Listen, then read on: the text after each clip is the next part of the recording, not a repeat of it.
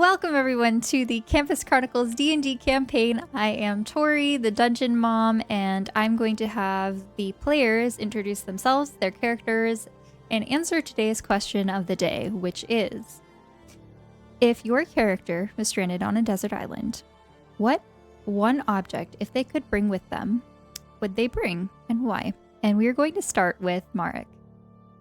Hi, I'm Boris, and today I'll be playing Marek Valair, a male elven sorcerer who majors in psych and divination. As for the question of the day, Marek would either bring a crystal ball to observe upon the ones he cares about, or a piece of chalk to cast teleportation circle on some sort of ground surface. And he would then boogie out of there. All right, next up is Clud. Hello, my name is Saul. I play Clud, who's a warforged artificer who goes by any pronouns. They work as a researcher at the University of Andorra. If they were stranded on a desert island, I can only bring one object. They'd definitely bring a book of poems, mainly to just kind of study and then try and make their own, just to keep their mind occupied. All right, next up is Isla. Hi, my name is Citrus. I play the character Isla Amari, who is a protector Asmor cleric, goes by she, they pronouns, and studies herbology in the University of Andorra. It could be one of two ways. Either one, Isla brings like some kind of vacation kit just to like enjoy the desert island, sunbathe, go swimming, the whole shtick, or Isla brings hunting gear just to make sure they're well fed throughout their stay, or like when they're stuck. Yeah, it can go either way. Not really sure. All right, and last but not least is Riki. Hi, I'm Z. I play Riki of Shimmer. He, they pronouns. He's a tiefling warlock bard, and he's studying music. And he'd bring the helm of teleportation. What if that was not an option? And even if it did work, what if there were like barriers where magic could not work? He'd just bring his ukulele and die on the island, I guess. All right, fair. Okay, and without further ado, we are going to jump into tonight's session.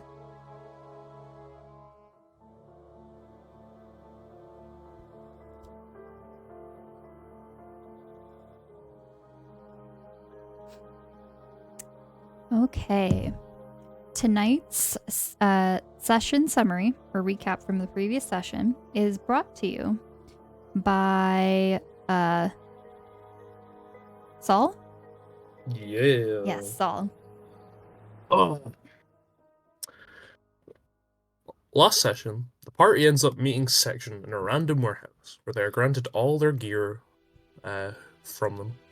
With this, they head up towards the compound and manage to get in without any fuss under the guise of a washer and dryer company. We are given the party is given directions for where the work order was for, but as we are driving along, Ian comes to the rescue under codename Architect and leads us to the Radley Manor. Our plans change pretty hysterically as Clud, known as Driver, and Riki, known as MJ, are let into the manor and find out that a housegirl called Mr. Morrow was very excited to see us. During this time, Riki learns that he has been given access to the house's security system by the robot butler Mr. Tillman, and lets the rest of the party have entrance access while they are trying to get in by throwing rocks at the doors. The party learns that Bismuth is upstairs, so they attempt to make their way up there after putting Mr. Morrow to sleep. As they do, they alert a security member as they begin going room to room checking for intruders. Marek devises that it would be a good idea to put him to sleep, so the party hides and tries to use the sleep dust. Although, as it turns out, you can't put a half-elf to sleep. Oops. Shut up.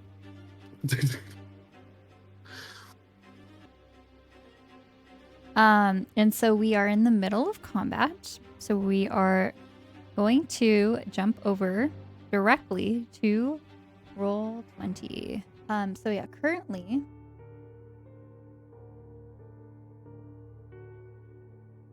we have the party in the upper floor of Radley Manor, where we do have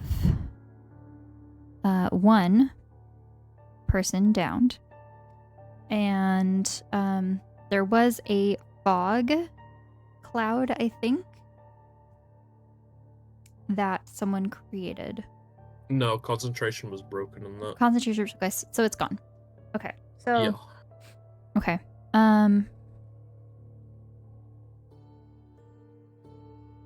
So I think the turn order is correct.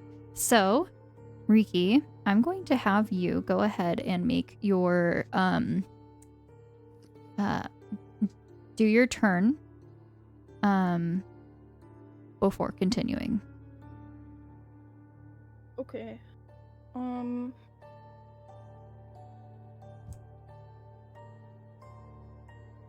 Spare the Dying doesn't. Uh-oh. Hello? No, everything's fine. Okay. Spare the Dying doesn't bring the person up, it just makes sure they don't die, right? I'm not sure.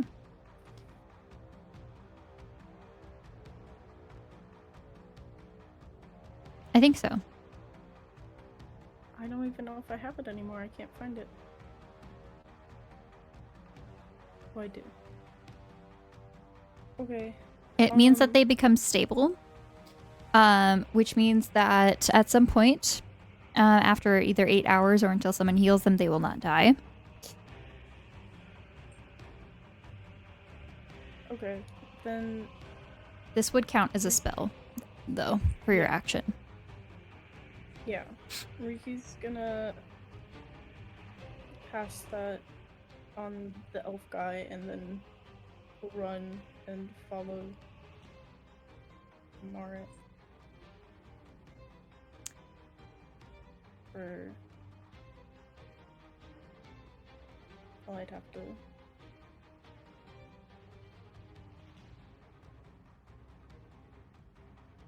So about there. And follow Marit. Okay.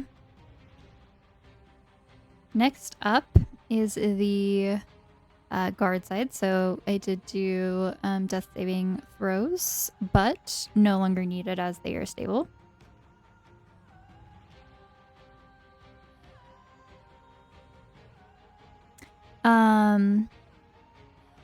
Bulldog, who is the bald one, is going to attack Gale, as he is still the closest. And he doesn't say anything, he just grunts a lot as he takes out his great axe. And he's going to take a couple swings. That is a who is responsible for Gale's character sheet? That would be me. Okay, that is a 26 to hit. That is a hit. Okay.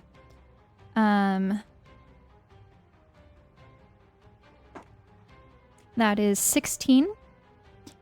I believe this is slashing damage. Okay. The next one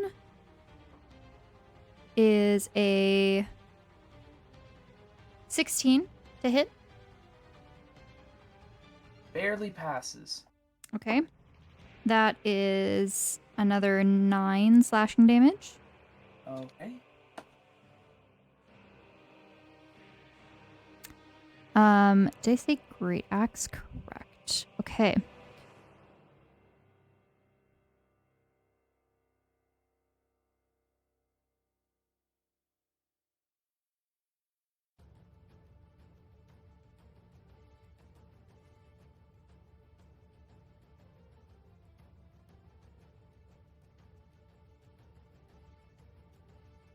I'm just double checking.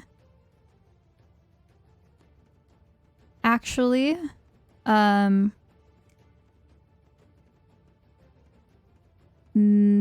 damage is increased. I think by 2.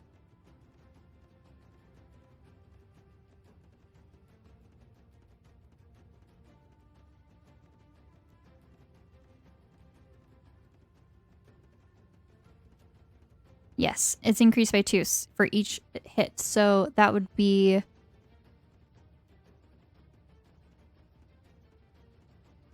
an 18 for the first roll and an 11 for the second for the attack. Okay, so how much additional damage? Just 4 additional damage. Okay. Ooh. The attack. Okay. So that is Bulldog's turn. And you see another person, Mark, as you and Riki are in the center over there. You see another person come up these stairs. Yep. As she comes up, and you may see this.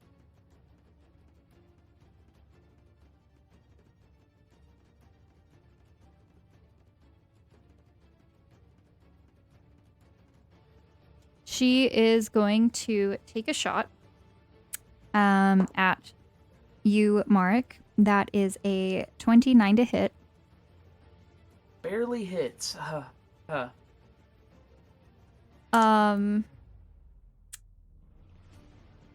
my dice go? What's here? Okay, and that is 8 piercing damage.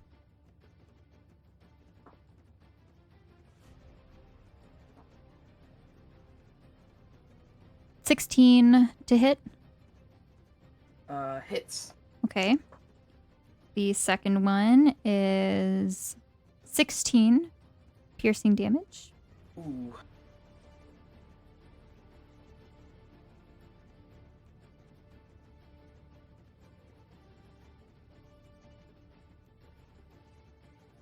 And your speed is reduced by 10 feet until the start of your next turn.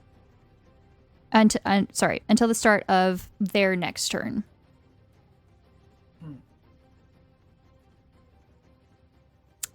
All right. And we are going to go. So she just popped up here on the stairs. I would say as since she did shoot you, you know this came from this corner. And she kind of like has cover behind the stairs at the moment. So you know something is there, but not exactly what it is. All right. Now we are going to go back to Riki. What? You go twice at the beginning. Oh. Do I know that she's there? I would say that you saw Mark react to something. Okay.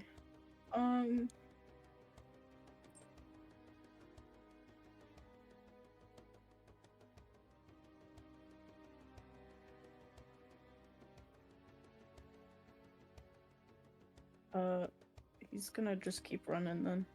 I don't know. Which direction is Riki trying to run?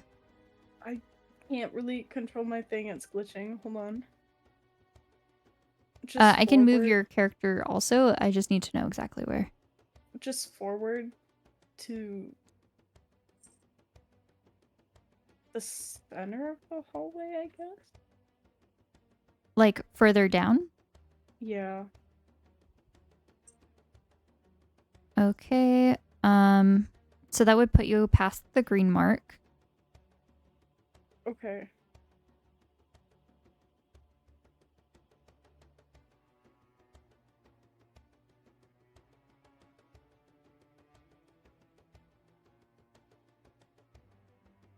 Yeah, so it's 27 feet to the green mark. And then you have additional 3 feet of movement. I'll just hold my action and to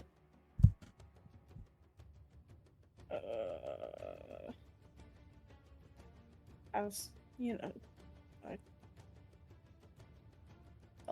Eldritch Blast, I guess. Okay, and this is anything on... is hostile that tries to attack him. Okay. All right. Next up is Gale. Okay, what kind of action is picking a weapon up off the ground? We will count that as a free action. Okay. So Gale's going to pick his weapon up. Then he's going to grab sleeping. Bless you. Sorry. You're good. I see. Gale's going to grab for his pouch of sleeping powder, courtesy of Rhea Omari, and throw it at Bulldog. Okay.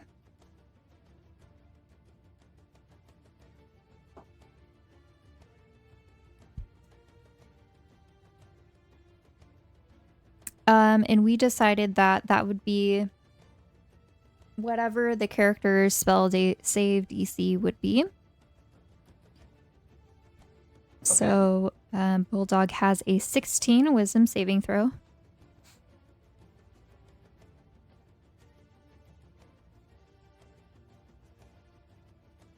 I'm checking what Gale's spell save DC would be, which I'm not sure. It would be whatever his spellcasting modifier would be, perhaps.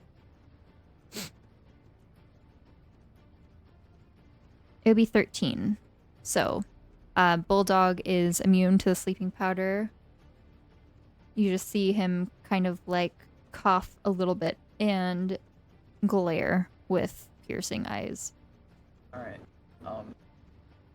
Gale is going to go into rage.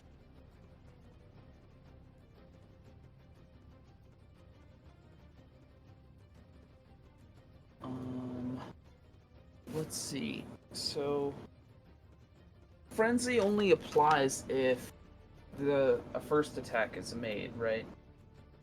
A frenzy only applies to the first attack.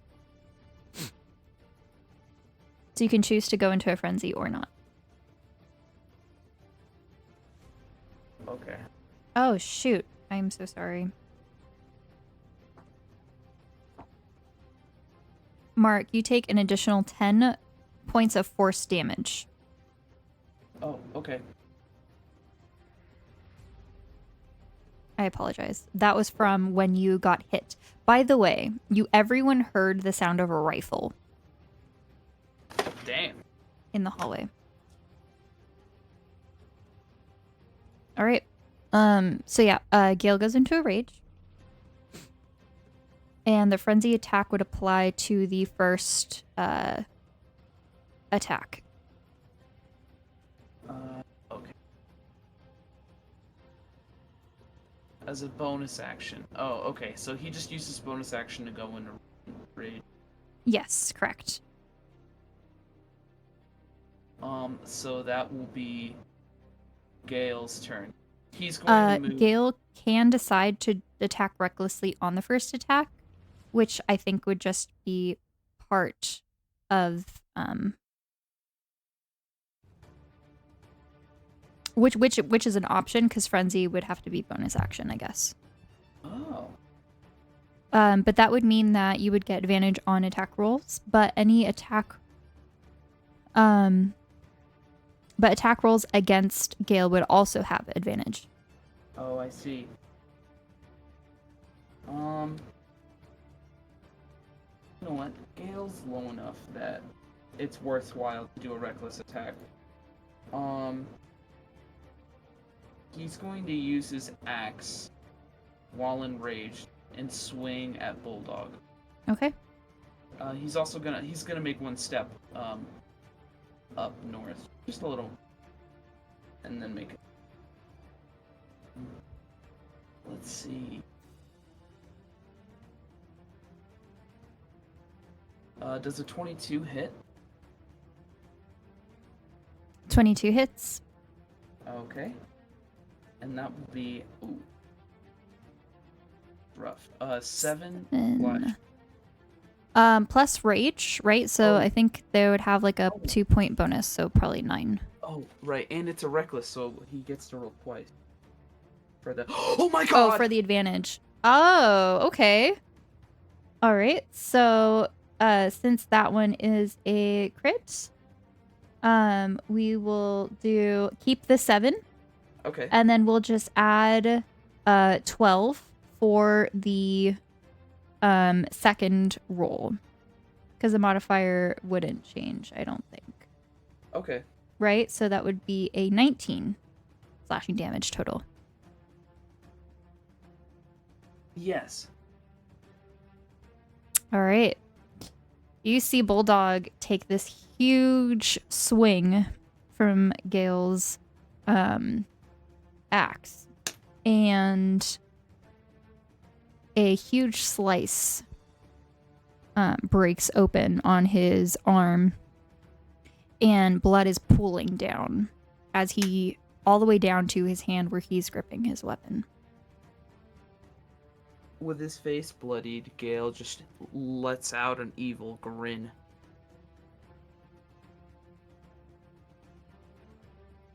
All right. Anything else from Gale? That'll be it. Okay. Next up is Cled. You're right. Clud will use their dash action to fucking leg it past the green barrier, which Okay. gives them 6 feet of movement.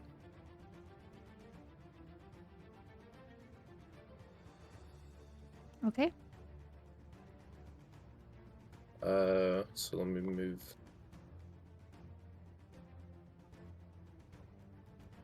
We're 6 feet from the thing. About there. That's fine. Okay. Clud just looks at Riki and just goes, "You're right." As for a bonus action, I have nothing else to do, so that's Clud's turn. Clud just wanted to fucking zoom. Okay. All right, Isla, you're up. Okay, Isla will a little bit over 11 feet. Right there at 14. And with this distance, Isla will cast Aid on the 3rd level. So allies can regain up to 10 hit points. Let's just get that down. And for their bonus action, so Gale and Mark would regain 10 hit points. Okay. Yeah. I know you're kind of low, dude. So that was 14. So Isla's gonna. Can Isla see from this distance how a Bulldog is doing? I would say that you definitely see the big attack that Gale just did, the aftermath, the blood spilling off of his shoulder. He's looking pretty badly hurt. Okay, so Isla's gonna trust on Gale and continue moving forward a bit. Just a bit, just in case he needs some healing. Yeah, it's just about it. And for their bonus action, I think Isla will just I was just gonna end their turn there. Question, Tori. Sorry. For the staff of healing, that's a main action, right? Just a normal action. Any spells that you would cast from there would be your regular. It would be the regular spell. So, like, if the spell is an action, it would require an action. If the spell requires a bonus action, you would do it as a bonus action. And the healing that the staff of healing does is just first level spells, right? It's whatever is linked onto there. Okay, got it. All right, that's it. Thank you.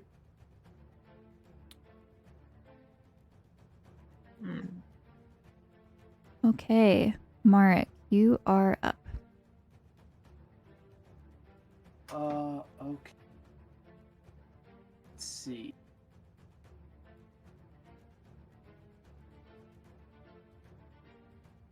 Gotta check range real quick.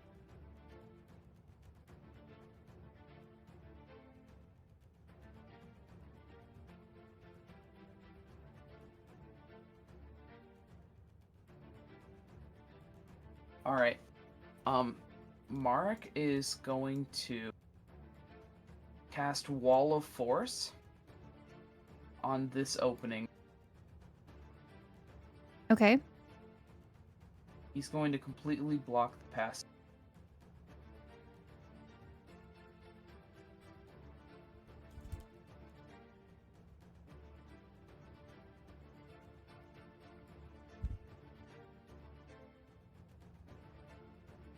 I'm gonna make all of blue.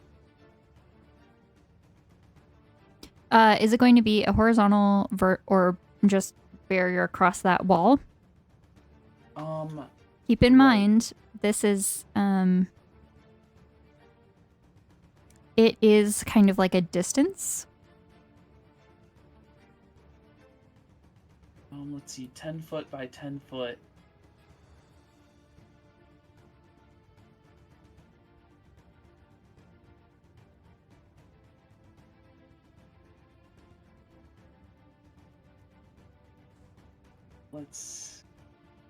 So the distance of this gap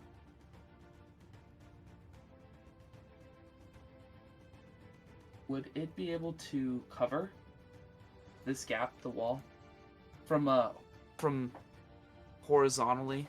Yes. One wall to the other. Mm-hmm. All right, and he will do that, even if it won't be tall enough to finish the ceiling. Like get up. I think the walls are like 10 feet or shorter, so I feel like that would be fine. Okay. I feel like these are like,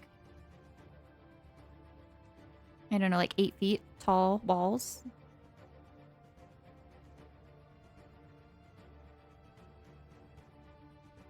All right. Okay. Yeah, that's.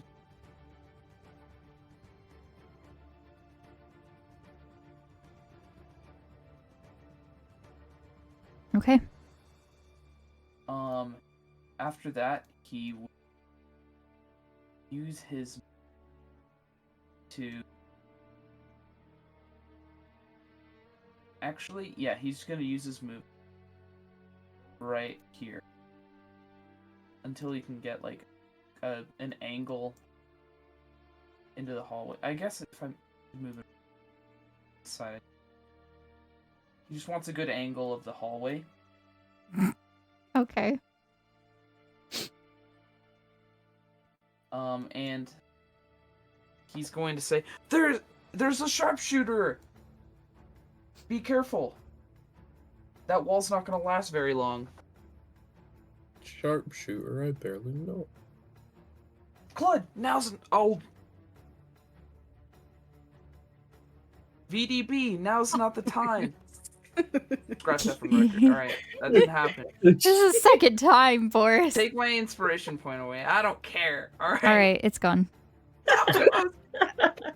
Hey, you said to take it. You said, yeah. You deserved it. It's yourself, you man. said. That's okay. That's rough to do. I have Wall of Force. I'm okay with it. For now. Mm-hmm. Hey. Okay. All right. It is the guard's turn. As you are like kind of like hidden behind this wall, can you be seen at all? If I she would were to peek say- out. I would say enough to see Clud. Oh, are Okay. you saying if the other person? Yes. I would say no. Okay. All right.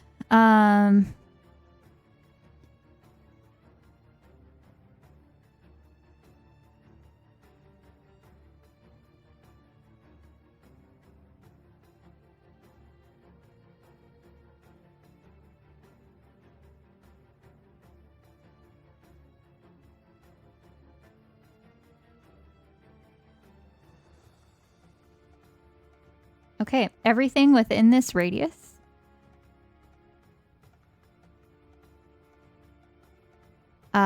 is silent. Damn. There is no sound, and you all have the deafened condition. That's rude. So this would affect Clud, Mark, and Riki. As you see this woman peek out, point, mutter spell, and disappear down the stairs.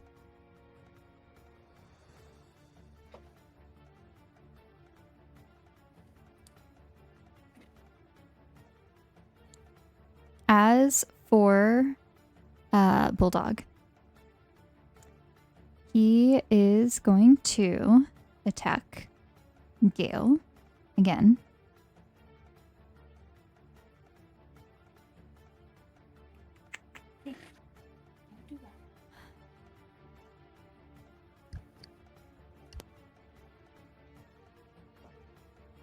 That is a nat 20. They have advantage. There's. I Might can as roll well again, but the first one was a nat 20. The second was a 14. All right, so nat 20. This is with the great axe again. That would be automatic 12 plus 4. 12 for 16. 4 20. Plus rage. Actually, I don't know how many points it is for the bonus for rage. It might actually just be your strength modifier bonus. Oh, you mean like again? Yes. This was actually Damage on so, like while you're in a rage, you get an extra bonus for your strength, Oh. I think. Because yours Yeah, did it well- automatically with the 3. So Gale, instead of having that extra 4, it actually should have been an extra 8 damage. So if you could add an extra 4 damage to Gale. Okay. So 12, 4, 16, 16.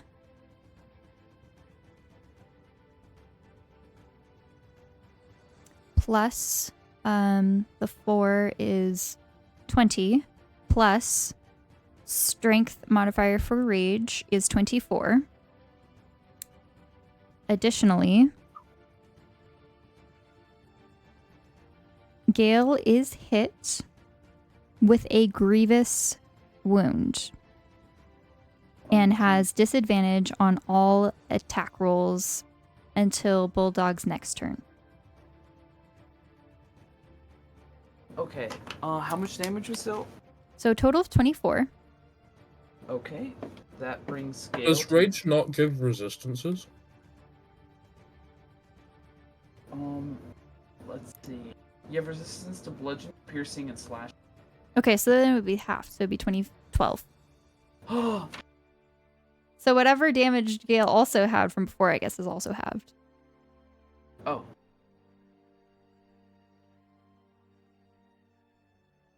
I was about to say. Which is actually the same for Bulldog. So Bulldog's a little bit better off. To tank. Bashing heads.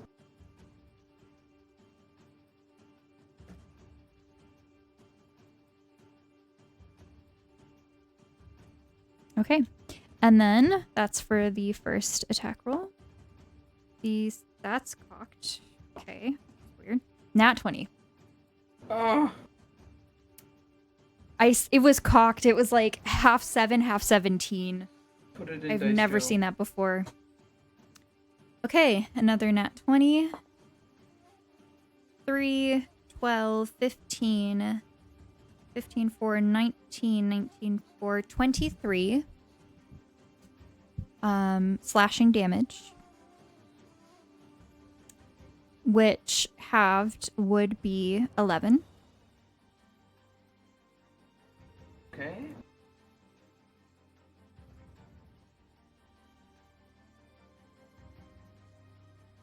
Not looking so hot.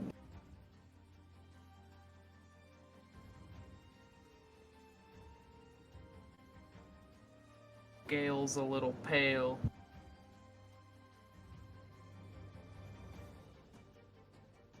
Ooh, I did not know that. Oh, I'll take that instead. Okay, so that is an extra 3. 11 minus 3. That's an extra 8 damage. Fun added features. Extra 8. So halved would be 4 damage, extra 4 damage. And then the 2d. This would be additional halved would be 4 damage. So additional total 8 damage.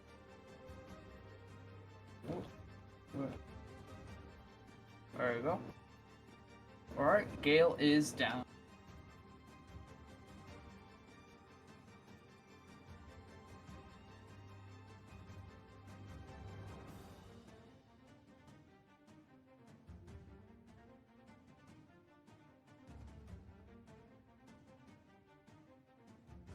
And I don't know if anyone sees this. Since Isla's focused on moving forward, Bulldog is going to run up here. And that is where they are going to end their turn. And so now we go back to Riki.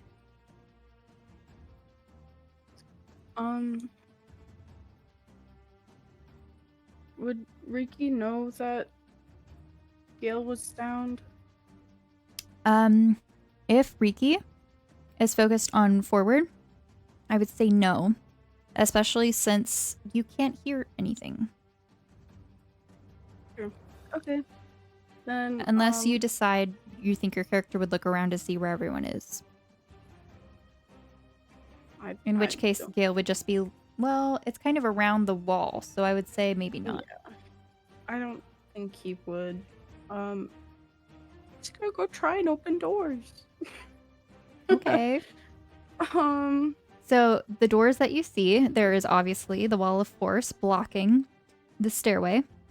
There's a door on the other side. There is a door here. And there's a door to your left, and then a continued hallway. You also notice that there's a door right here. Oh, can he open this one then? Okay. The one right by him? Yep. Okay, so as you do that... let me see. Oh, it is on this one down here. Okay. Oh, do I have to... No, I'm just gonna... Boop. You see that this is a bathroom. As you make your way over. And then there's another door on the other side.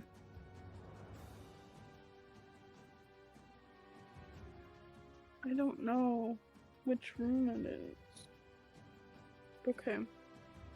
And he... How much movement was that? 7?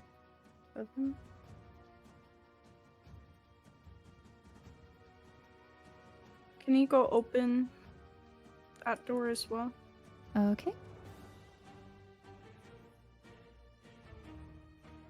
You see the continuation of this bathroom, as there is a shower and toilet in this separate room. Okay. I just wasted so much movement. So 7. Then we 17. have up to the door, we'll say 8, and then back. So 8, 16 plus 7, 23. Okay.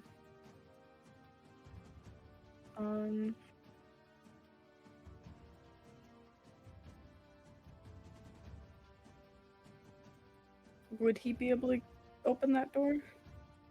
I would say that you would get right up to the door. I would say you would probably get one free action in your turn. In which case you opened 2 doors, so I'll allow that. But if you want to open this door, you would have to use your like a bonus action or something as well. Okay. That's fine. I would like to just open. All right.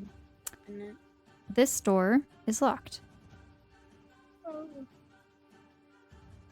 Okay. I don't have any more movement, so that's where I'll end my turn. Okay. Gale, you are up. Go ahead and make a death saving throw, and if you could do this to GM only. And can you remind me what to roll for a death save? That would just be a regular d20. Okay.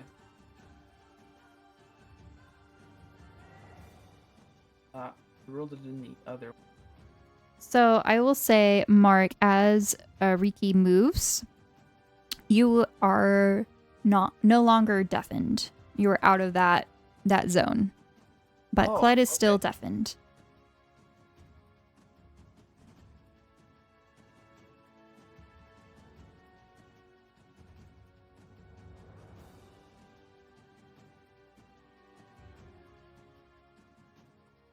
A silence spell that dissipated super quickly. Okay. Next up is Cled. Is me. Can I open this door that's here? You can. I don't think I have that map. Heartbroken. Give me a second. I should probably have this linger.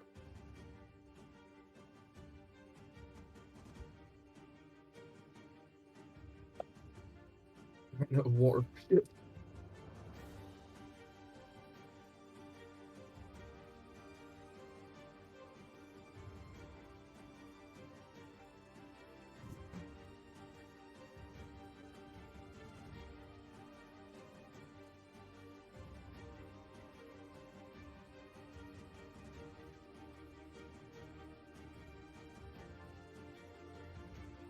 One.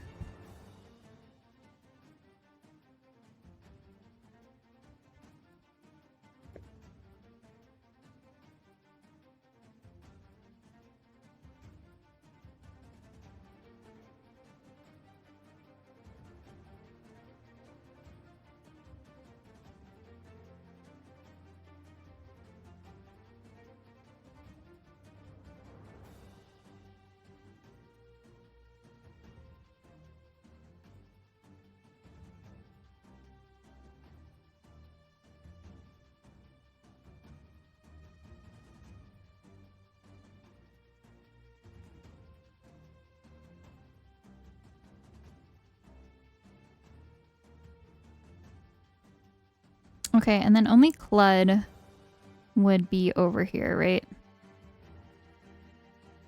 And they can't call for anyone. And it's out of Mark's vision.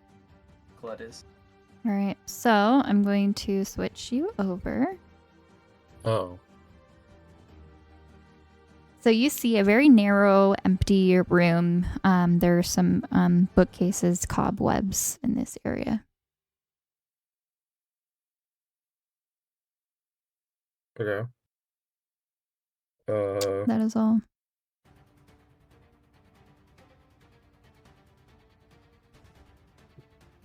Can I use the rest? What is there? Is this it? Or is there? That's it. That's it. All right. There's no Well, other doors in here.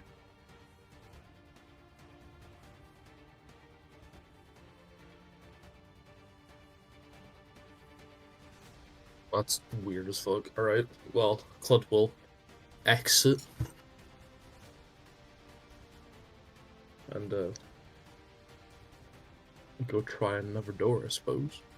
Just Ooh. diss the architect of this mansion. Hmm? Did Saul just diss the architect of this mansion? I did. That's I can okay. make... Yeah, I can make that. I only really went 4 feet, I know. Sure, seeing Ricky's got that door over there, I'm sure Clud will Okay. use the rest of their movement to bundle over and use their bonus action to try this door. Specifically the one on the north wall.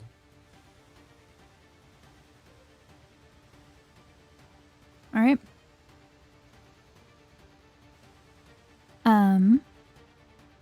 I'm gonna put it back on the other,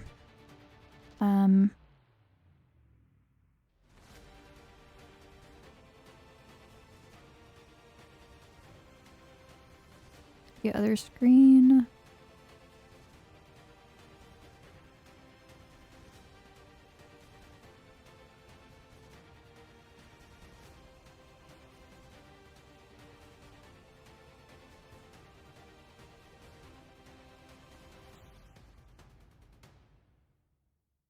So that is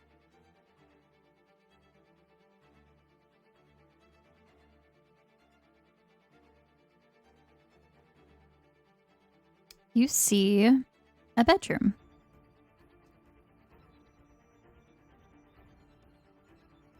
I'm gonna bring you over to this map over here.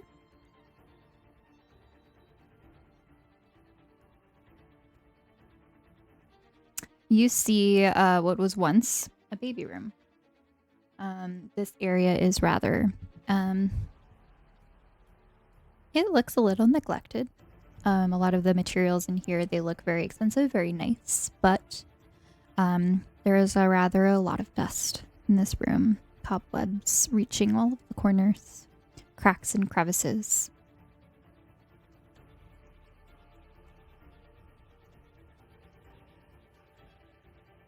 Alright. Not the room that we... Can I see any extra doors, or is it just this? This is it.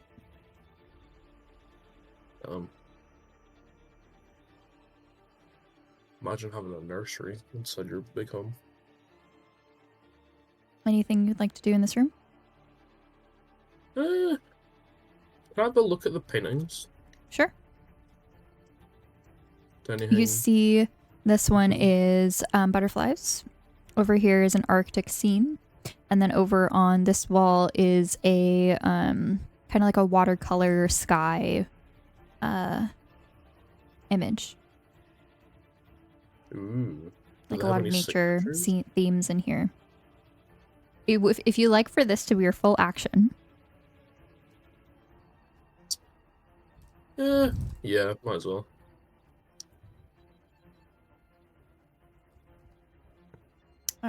Okay. You see a few signatures. I would like for you to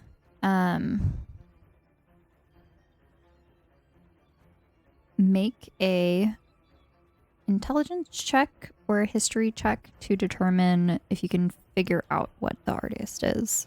I'd love to make a history check. A chew. Oh shit, a chew. Bless you. I just closed roll 20. I don't know what I rolled. I do not have a roll. It's 20. Yeah, it's there. It's 23. Oh, okay. That was in the other roll 20. All right. Yeah, 23. You see that these are all done by the same. Those that are, well, the watercolor one is done by Wells, Thomas Wells. You're able to identify. This one here is by Irvin Mill. And this one is a photograph. There is no artist name listed.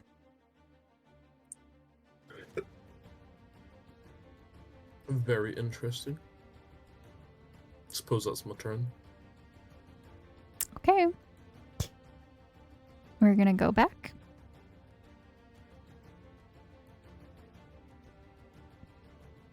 And then you notice that there's another door at the end of this hall over here. Oh yeah. So that's the last door in that corner. Next up is Isla. You have seen your other friends continue and forward, venturing off. And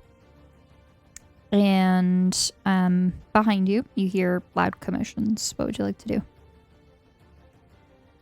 Isla would like to turn back and see Gale's state. You can see that Gale is downed, I would say, from where you are. Okay. Isla would like to cast a spell. Sorry, this is acting weird. Isla is going to cast.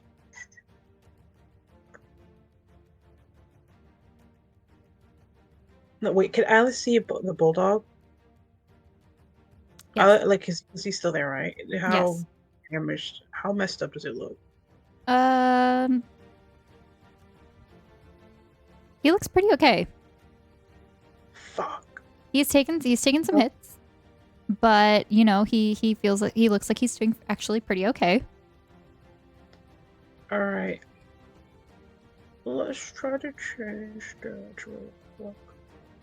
So I was gonna actually attack with the. How far is this? For a bow, the disadvantage is like 5, right? Wait, what? Can you say that again? For using a bow, the crossbow, the light bow, whatever, that thing. It disadvantage is 5 feet, right? 17. At 5, with if you shoot someone while you are in melee range. Okay. So, for their main action, Isla is going to shoot the light crossbow and does a. Oh, we're doing it on this one. Sorry, 1 second. Because something happened to my Roll20, so I have to reload it again and everything's gone. And it's not loaded.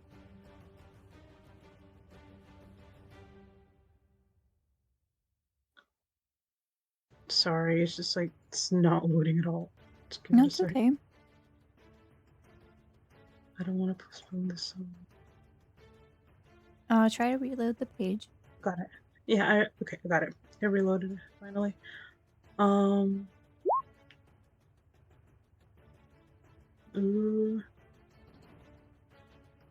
So I got a 20. Okay, 20 hits. And the damage is going to be 7 piercing damage. Okay. Let's see. And for their bonus action, Isla would like to use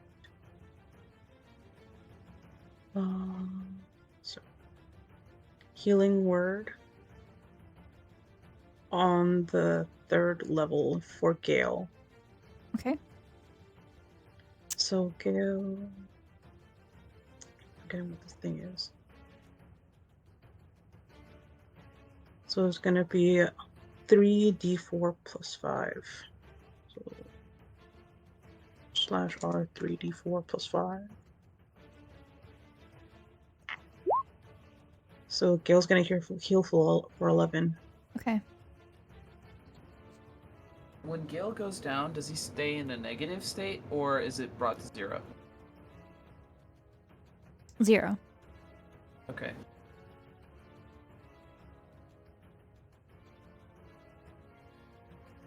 So if Isla makes noise and the other group is silenced, they can't hear what Isla says? Correct. Okay. They're deafened and can't make noise. If they're Right. Correct. Okay. So Isla's going to... I was gonna stay their ground because they can't move too far from Gale. I was just gonna move a little bit down just to have a better vantage of Gale. I guess. And I was gonna end their turn there. Okay. So Gale is no longer downed. And then I think he would just need half of his movement to get up because he would be prone. Okay. All right. So, Marek, you are up. All right. So, from Mark's position, he's going to be looking at both parts of the team. So, after glancing over at the hallway where Riki and Blood are, not seeing them, he's going to turn over and see Isla and the rest over there. Would he be able to see Bulldog? I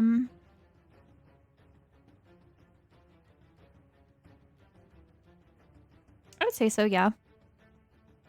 Okay.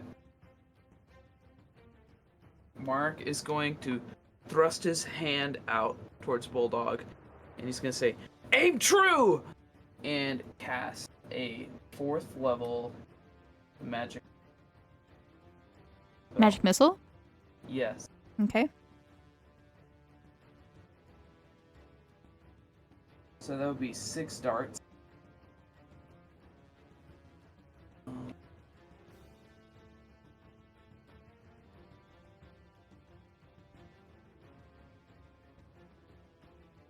So would that be 6d6 plus 6? I'm not sure. Yes, that sounds right. Mm-hmm. Plus Okay. 1 for each. Mm-hmm. That would be 27 damage. Okay. That does a lot of damage on Bulldog. And you see these little glowing darts appear from around the air, pelting him. And Isla, you saw that when you attacked Bulldog with the arrow from your light crossbow. It hit his shoulder and it just stayed stuck in there. He didn't even acknowledge the pain. But this, completely different story. You see him flail around, looking around where he got hit. And then he turns to look in both of your general directions. And lets out like a "Rah!" kind of noise. Oh shit. All right, Mark, anything else you'd like to do for your turn?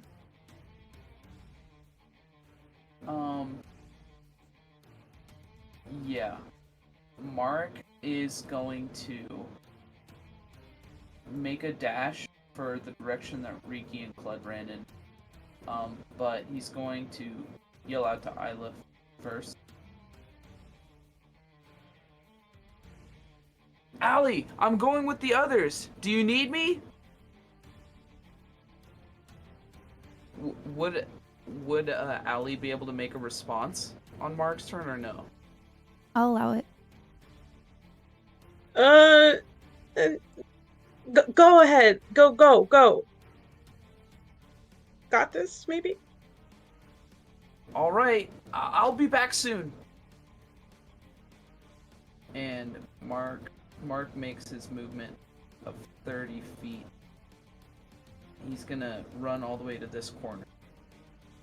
So, there. And that'll be his turn. Okay. That brings us back to the top of the round. Bulldog gives the elf that is downed a healing potion.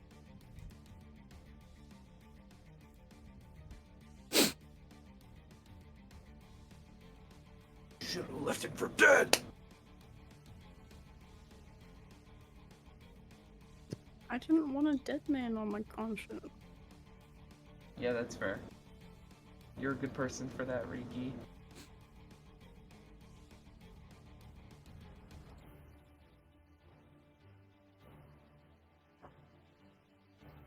Oh, wrong one.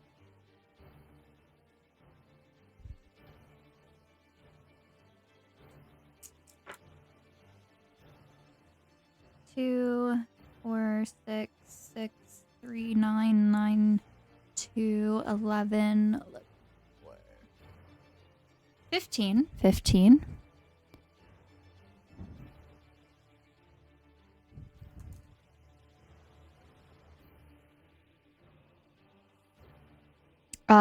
And Bulldog doesn't have any bonus actions, so he just like literally wait, hang on.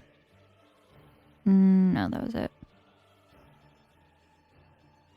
He just screams really, really loudly, which Riki and Kled do not hear.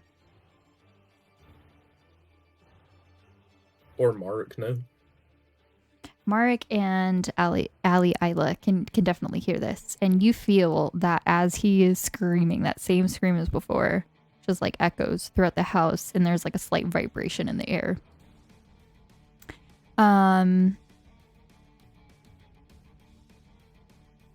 You see the downed elf stand up.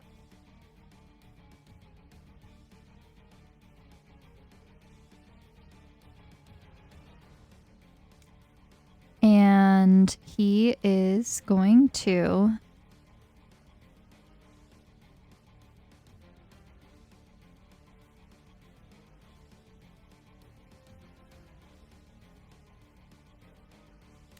cast. Let's see.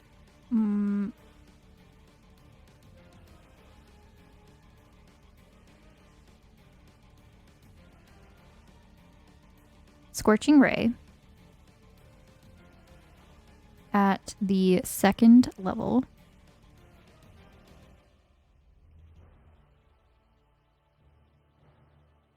And is going to hurl one of them at Gale. So that is going to be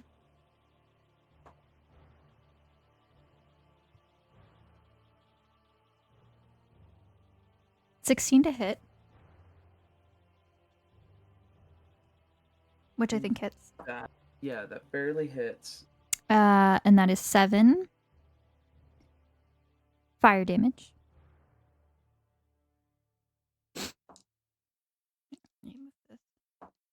And then the other 2 are going to be a 15 to hit for Isla and an 11 to hit. Do either of those hit? No. Okay. So he goes ahead and he stands up. And is going to move. Oops.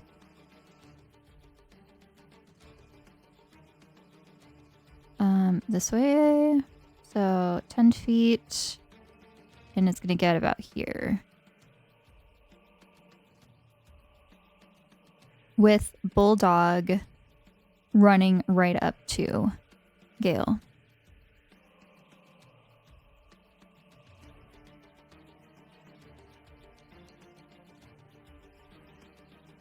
And that is the end of their turn. Riki, you are up. Riki is gonna run down this way and open the door by Kled. By the room that Kled just opened. Okay. This one. Nope. Nothing bad happens. I hope nothing bad happens. Nothing bad ever happens to the Kennedys.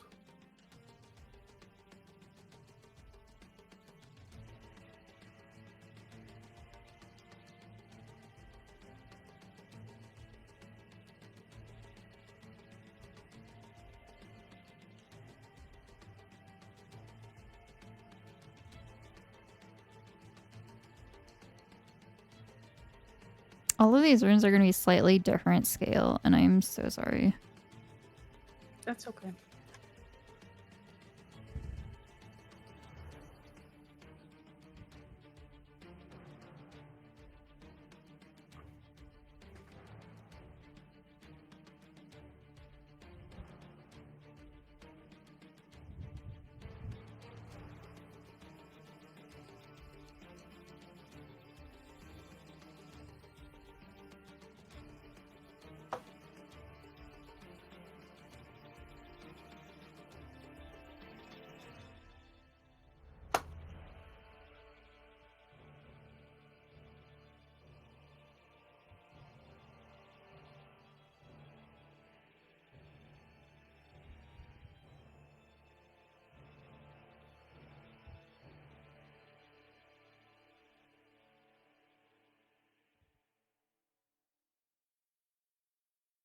Okay, I'm going to switch you over. So we see wow. that Riki opens up this room down here. And you see a library. Okay. Wrong room then.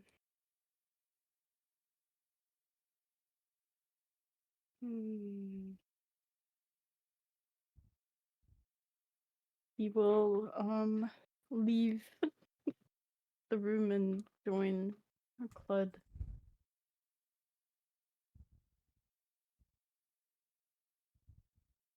Join Clud in Clud's room. Or in the baby room. What's in the Okay. hall? Oh. Never mind. Then I guess we all ran past Bismuth's room. His room is the one by the stairs. I guess. There's still the locked room that you could not enter. Oh yeah. I can't do anything with them now. I mean... And Mark, as you run over here, you are also silenced. So even Riki, you're trying to say anything to Clud. Clud cannot hear you. You cannot hear Clud. You both hear nothing. Oh, it's on this map. Yes, all of you still are like deafened, pretty much. No, sorry. Did I try to say something to Clud? Yeah. Well, you said all clear, but I wasn't sure. Oh. I didn't know I said that. My bad.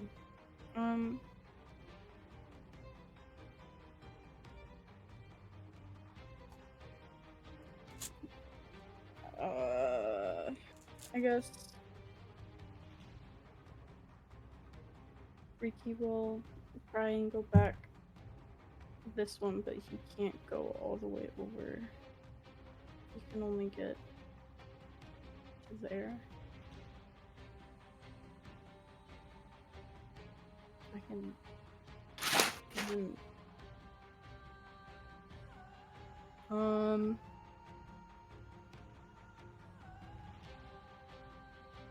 bonus action.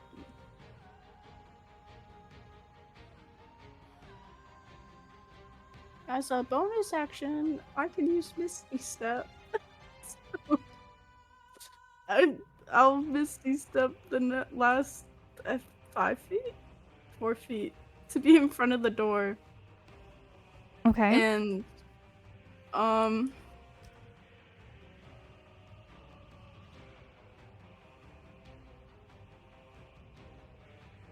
don't know if I have anything I can do with that.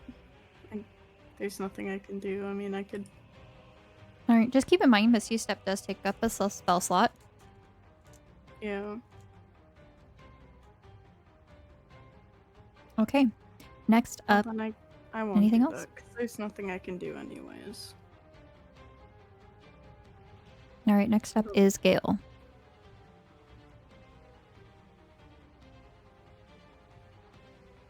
Alright. So, Gale is going to burn 1 key point. Now he has 2. To use Disengage as a bonus action. He's going to disengage from Bulldog and approach the half-elf.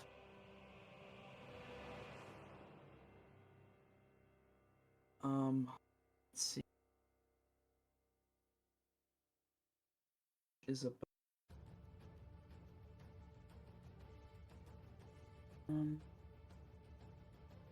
will be. Well, that's as a monk. Sure.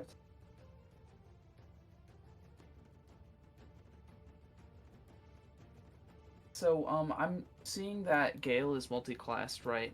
Mm-hmm. And he has 6 levels in monk. It says Correct. in monk, beginning at 5th level, you can attack twice instead of once whenever you take the attack out. Correct.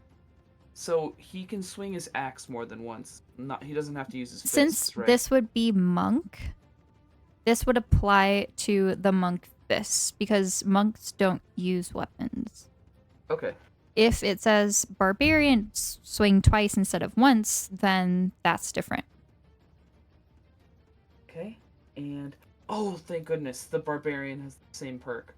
Okay. But he's level 3 barb. So Correct. he doesn't have it. He is going to sheath his axe, and he's going to attack the half-elf twice with Okay. unarmed strikes. Alright. Here's one. Does a 25 hit? It does. Okay, that is 12 bludgeoning.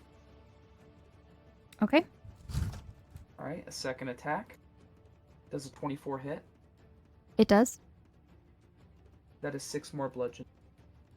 And he is down.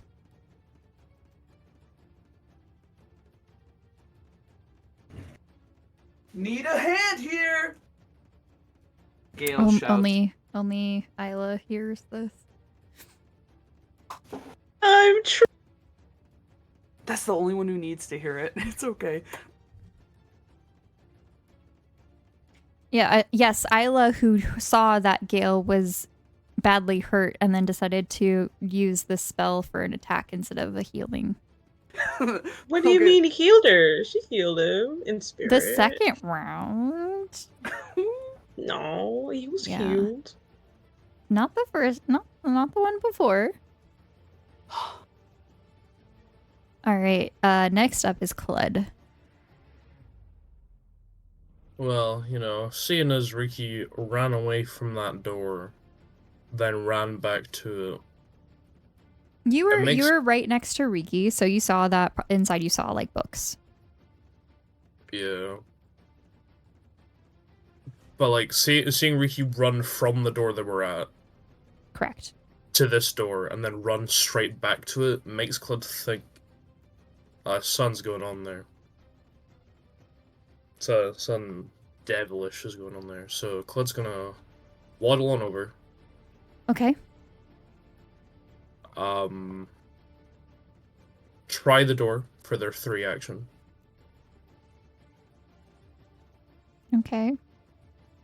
Which I'm assuming is still locked. Yeah. Correct. And will take out their all-purpose tool and use their actual action to lockpick the door. Okay. Go ahead and make a sleight of hand check. Oh, Jesus, okay. That's a 17. It does not work.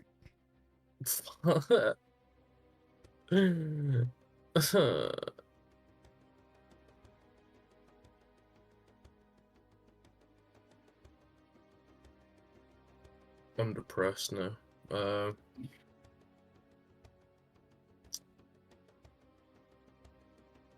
Claude kind of just kicks the door. That's their bonus action. Because I can't do anything else. But it's not like a proper kick, just kind of a frustrated kick. Okay.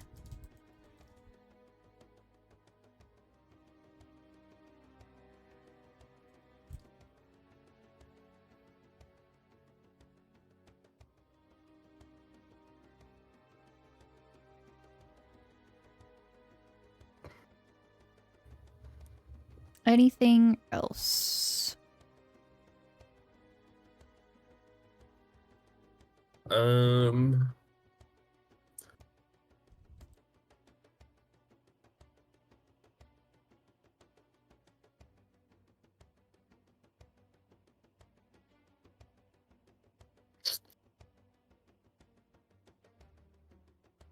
Sorry, thinking.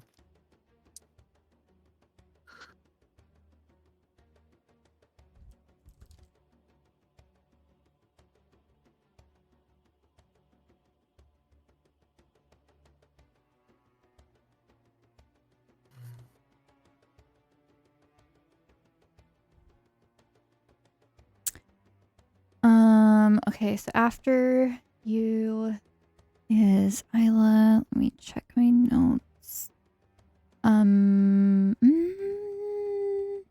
Wait, what was the roll again? 17. 17. No, actually, I think that would work. That would probably work. Yes, maybe. I'm going to say yes. It was rather a high roll. And I'm going to move. We don't really have like a spot for this.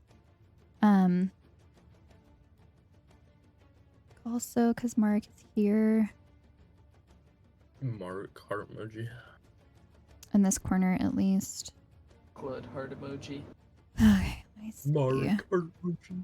Blood heart emoji. Let me reveal this, and then I will reveal there isn't really a spot for the hallway, so it'll just be like a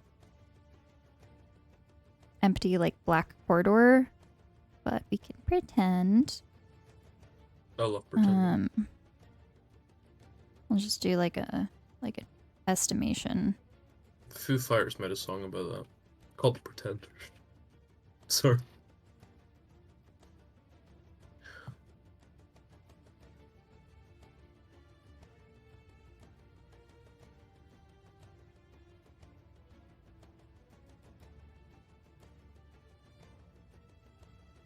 Okay, I think that'll work.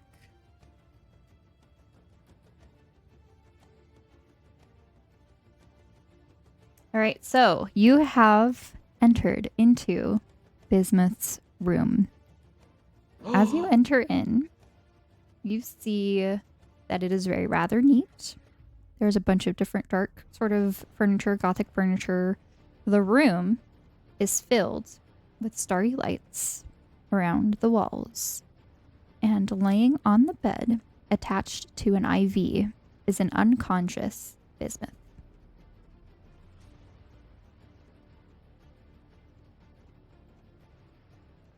What? What? And you try to say, "What?" and nothing comes out.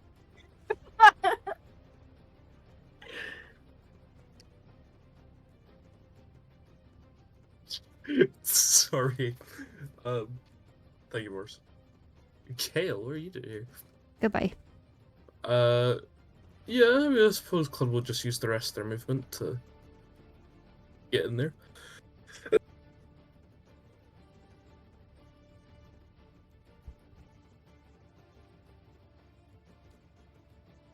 Yeah, sure. By the shoe rack. Then that's Clud's turn. Okay. So, you have entered into Bismuth's room. Riki and Mark, you both see that this door opens. Mark probably wouldn't see too much except for maybe like this corner of the room as the door opens to the right. Riki, you'd be able to see Bismuth right away. Okay. Next up is Isla, as we're going to switch back maps. Okay.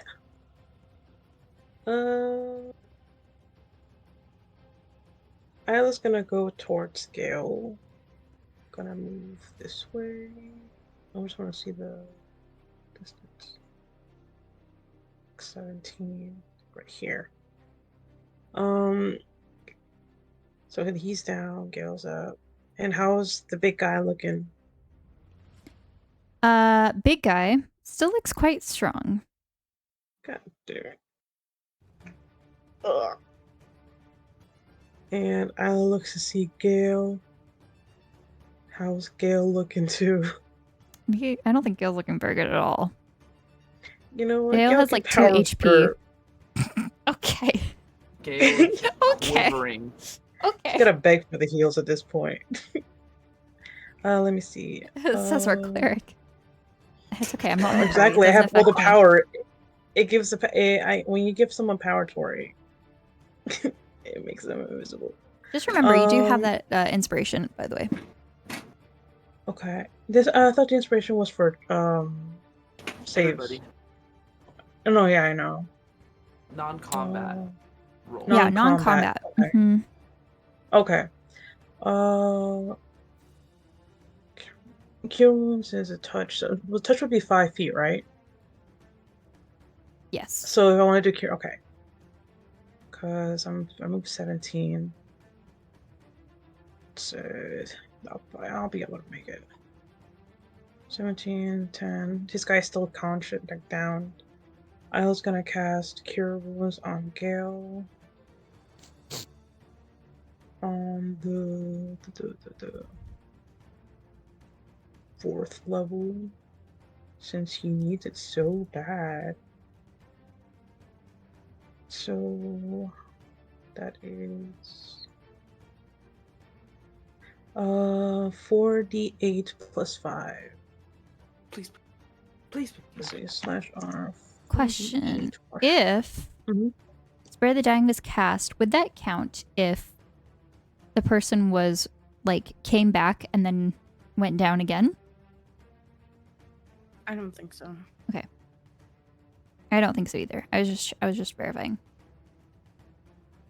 I mean, all it says is a creature that has 0 hit points, right?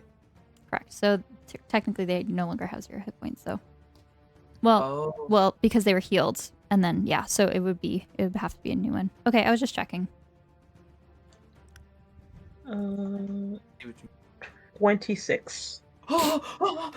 Okay, Gale back on the board with 28 HP. Thank God. And for the bonus action, I can't do much other than regain their point slot with their feet. Yeah. Let me just double check. Yeah, I was gonna regain one of their point slots. Actually, I can't. There, she doesn't need to. Never mind. Take that back. Take that back. And that is the end of their turn. Okay, Marek, you are up. You have seen that Clud has gone through the door.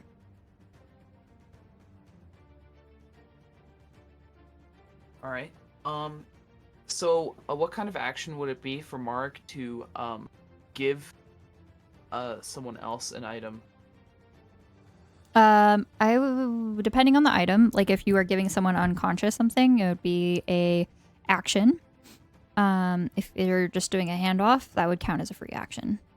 It would be a handoff, but it's like Okay. it's kind of unprompted handoff. So I mean, I don't know. Okay. Yeah, I'll allow it. Okay. Mark's gonna move 3 feet over to Riki and just pop the baseball cap that was attached to his belt off and kind of shove it at Riki, like firmly passing it against their person.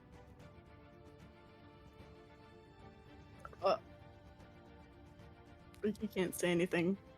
He just looks at Mark, confused.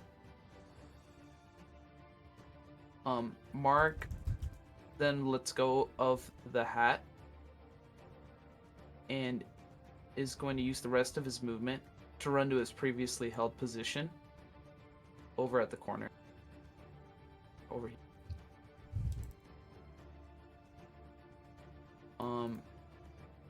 That being said, he's going to scan the situation over here with the rest of his party members.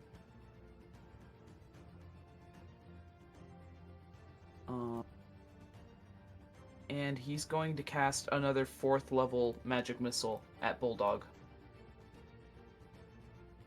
How many of those do you have left? 2 left. No. So 6 plus 6. That would be 21 damage. Okay. Aim true! He yells. All right. And you see that he is barely hanging in there, almost fully dropping to his knees as he is pelted with another series of glowing darts appearing from the air.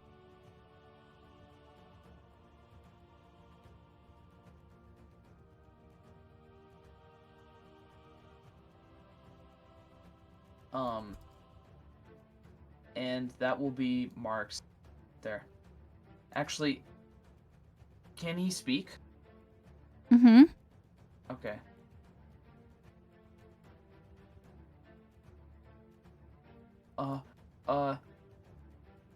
Shoot, I should have had it ready.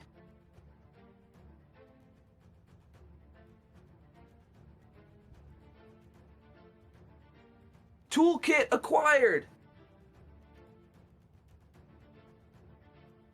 I would like to give you all a friendly reminder that the toolkit must be conscious in order to do this spell. Right. All right. Next up is the guards. Cled. You feel the door close behind you as after you step through. Riki, you see the door slam shut. Don't hear anything, obviously. But this happens. Additionally, Bulldog will take a potion of healing.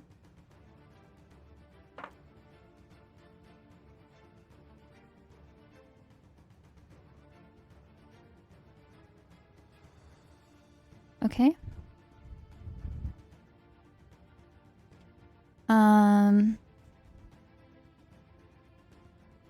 And coming up the stairs is the woman from before. Give me a second. Too many maps, too many screens.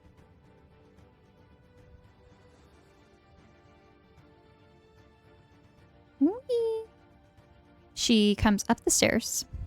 Is going to reach over Gale and stick out a hand and cast Cure Wounds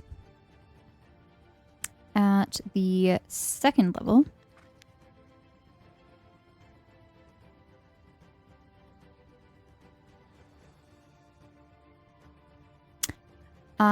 And Elfie Boy is back up Damn it. again, looking quite healthy.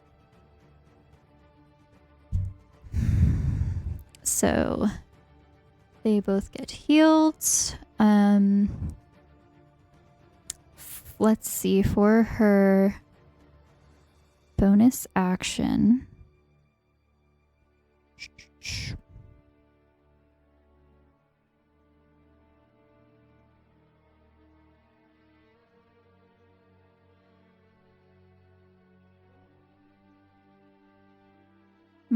Where is Marek? Mark is in the central room between the 2 wings. Okay. Kind of more on the right side. Okay, 58 feet. Oops.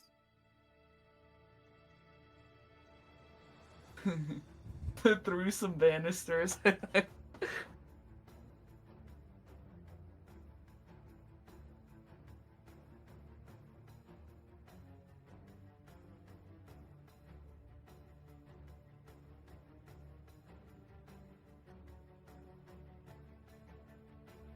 No, that's all she's gonna do.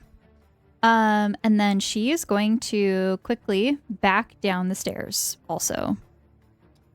Which means Gale would get an opportunity of attack, but this would be at disadvantage.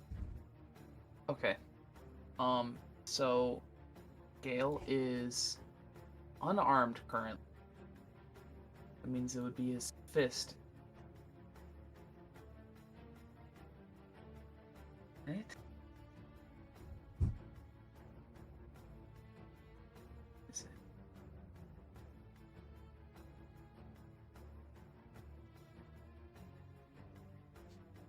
it? Is alright.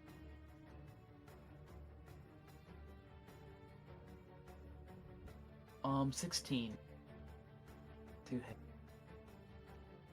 16 does not hit. Oh,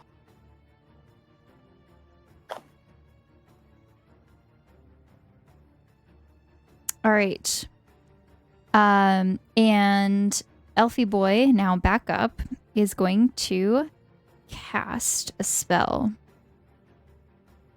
And everyone in a 15-foot cube. I kind of wanted to just keep her on the map, but she went all the way back down the stairs. So she's quite a ways away. Is going to need to make a Constitution saving throw. This includes Bulldog.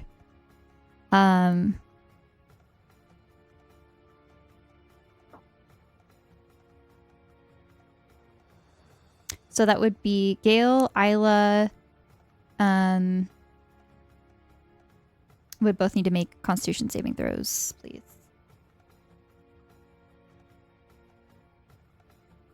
okay. Con saving throw. 21. Damn. 10.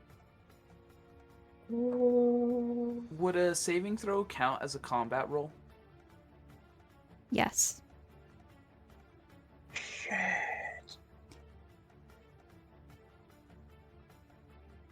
All right, Isla, you take 18 damage.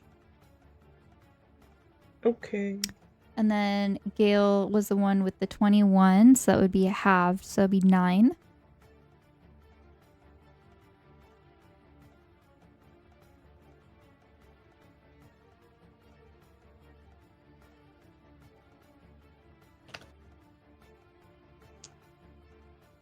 And Isla, you are also pushed 10 feet away as this happens. So all the way back here.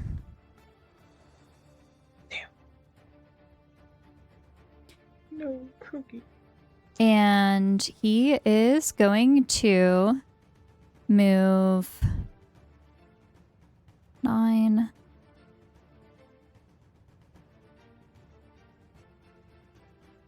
No, he can't really get it over. Okay, and he's just going to stay there at this point. Okay. Aww. Riki, you are up. You see the door in front of you slam closed. Clud, likewise, you are trapped in the room. I'm giving you no other information until we hit a certain point. But I just wanted to mention that. Okay, so Riki, you are up.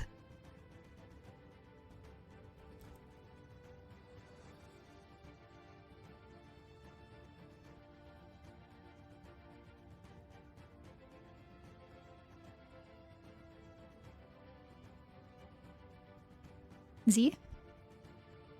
Hello? Yes, you are up. Sorry, my internet went out.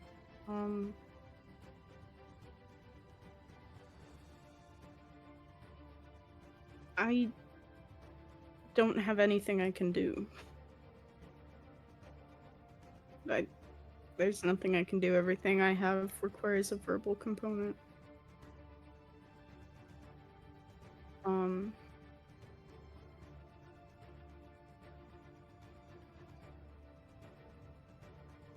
Yeah.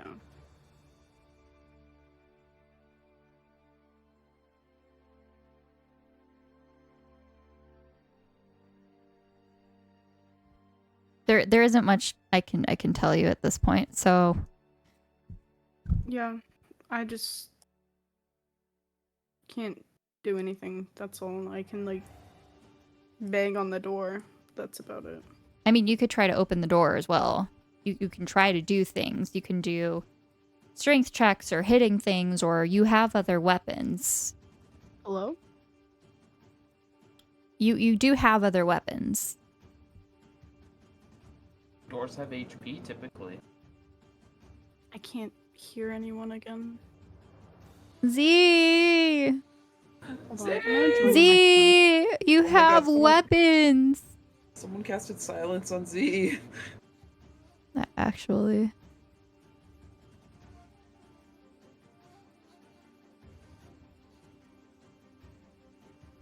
Oh my god, my Joffy's so loud I can't hear anyone over Joffy. Hold on. I think they're on their phone. I am. Hello? Hello. Okay.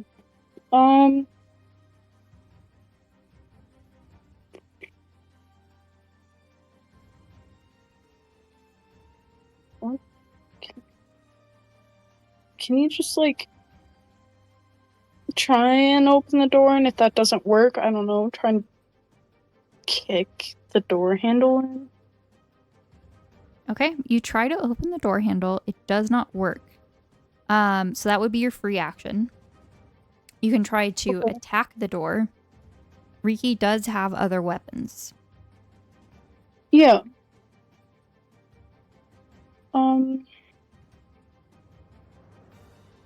Yeah, I'll just try hitting it with something. His rapier? Okay. Go ahead and roll to hit.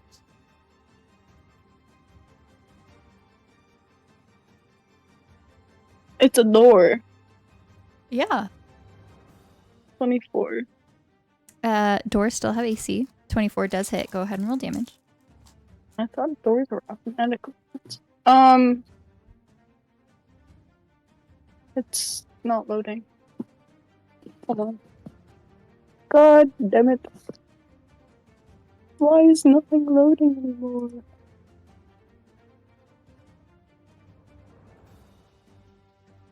An 8. 8 damage. Okay. You manage to... What kind of damage is this? It's a rapier, so is it piercing or slashing? I think it's slashing. But no, it's piercing. Okay. So, you make some dents in it. That's about it. Okay. Okay. Next up is Gale.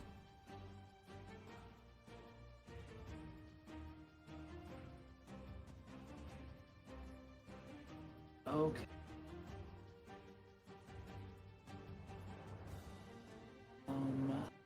Let's see. Saw that.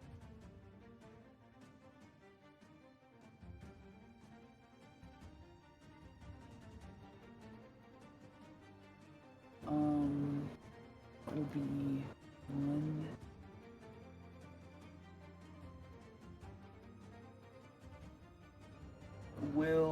No. There's no way.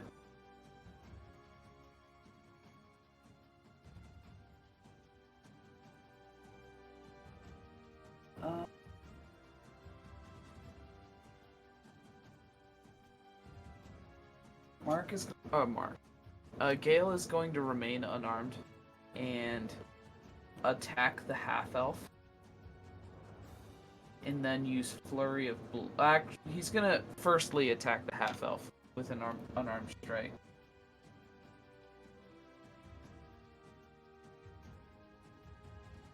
Okay. So that'll be two attack.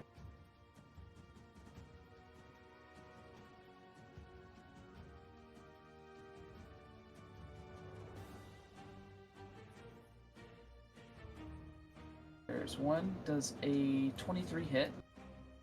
It does. That'll be 10 bludgeoning.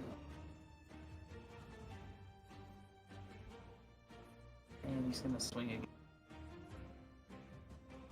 Does a 27 hit? It does. 13 more bludgeoning. Okay. Gale is going to use one more key, so he has one left. Okay. And, unleash a flurry of blows on this half-elf. 2 more unarmed attacks. Natural 20. Okay. I will say the half elf is very badly hurt. Okay. We do love a natural 20 though. Alright. So, the way the natural 20 works, is it like maximum hit dice plus another attack, or how does it work?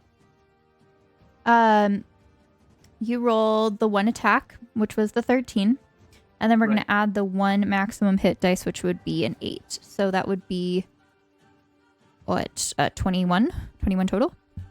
Okay, yeah. And he is down. Okay. Gale is going to strike the half-elf once more. Once more. Okay. I do believe that this is an automatic crit.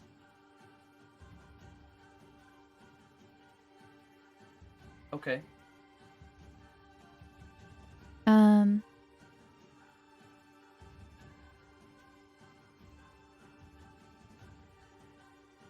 One second. I need paper.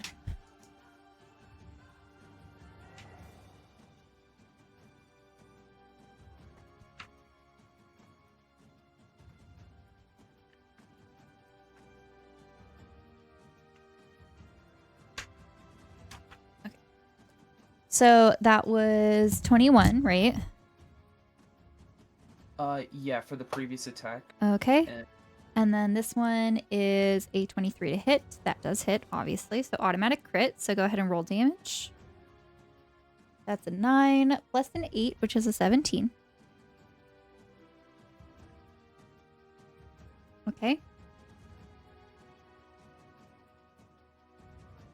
And then did you want to roll again? Because I think with Flurry of Blows, you get 2 or 3, right? I read 2. Let me see if it goes up. Oh, it might be 2. That might be Yeah, correct. it's just 2. Okay.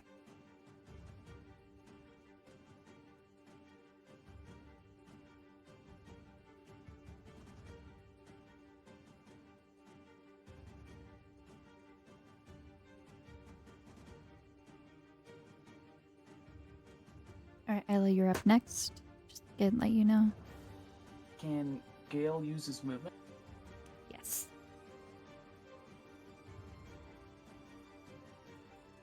Okay, he's going to run the long way around to engage Bulldog. Okay.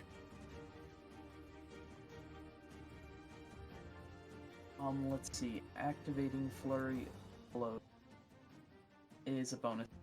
Correct. So bonus action and action has been done. This is just movement. And Gale's going to use his free action to take his axe out. Okay. And that's his turn. All right. Isla. Oh, just kidding. Clud, technically.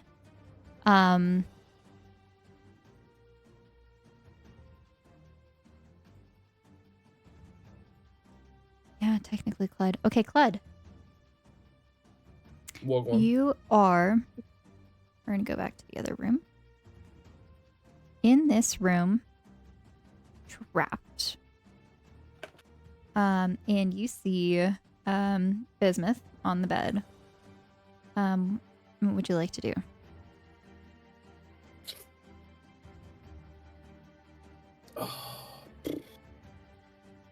Can I have a nose around the room? And honestly, you may not even have noticed that the room was closed because the silence effects is still in this room, the deafening effects, so you wouldn't be Yeah. able to really hear it. Can I have a nose about, see if I can find anything interesting? Okay. I would like for you to give me a investigation check for your action.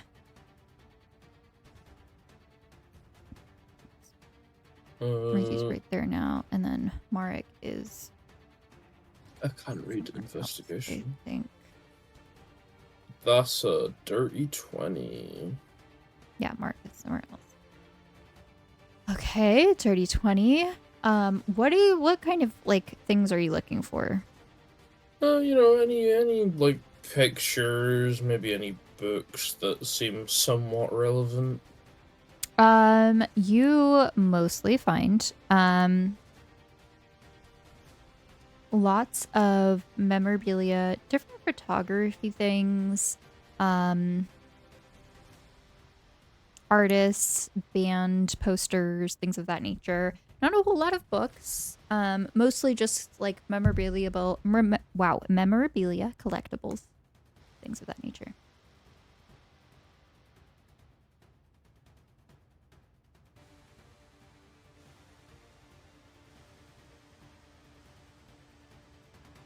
Any interesting books or that, or just Not really. Alright.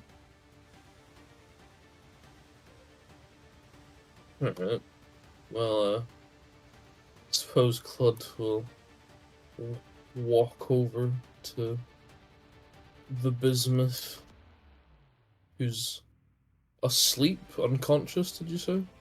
That's what you can tell from first Right. look. Suppose I'll walk over, stand at the edge of the bed. Can I use a free action to like shake his foot?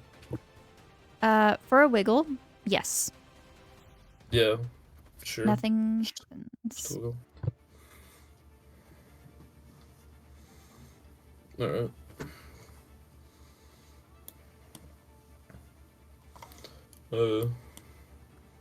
It's a very cool tree plant. Deadwood tree plant.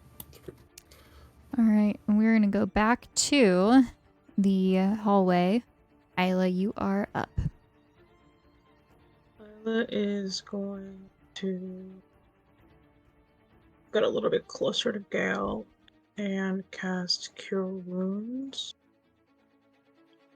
On the 3rd level,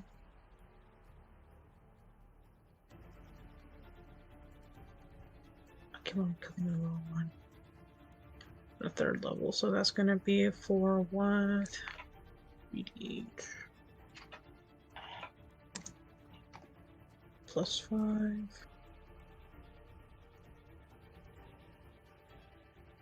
It's going to heal for 23.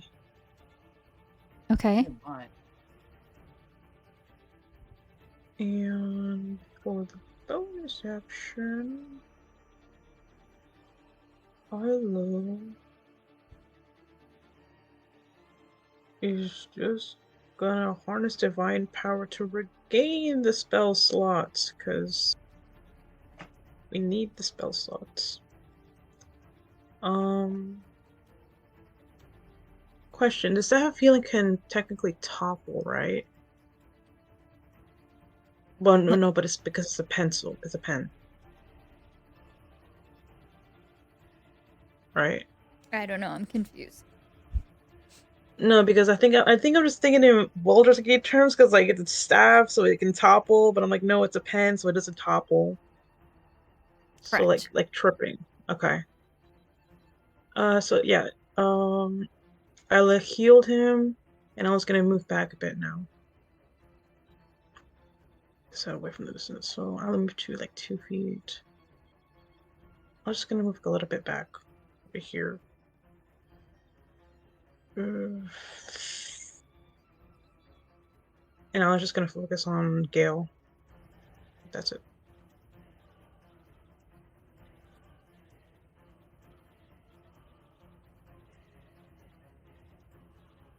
Okay. Next up is the guards. The woman is going to run up again and she's going to heal Elfie Boy again.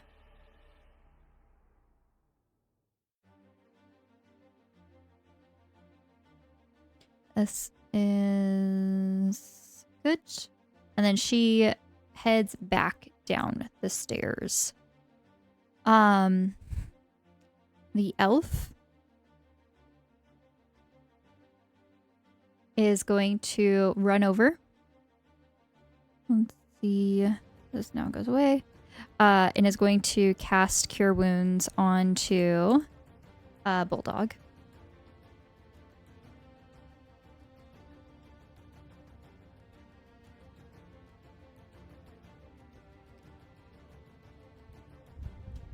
So he gets a substantial healing. And Elfie Boy is going to run down the stairs. And Bulldog is going to disengage and run down the stairs as well.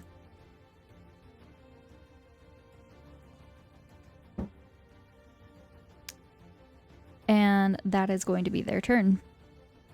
Attack of opportunity, perhaps?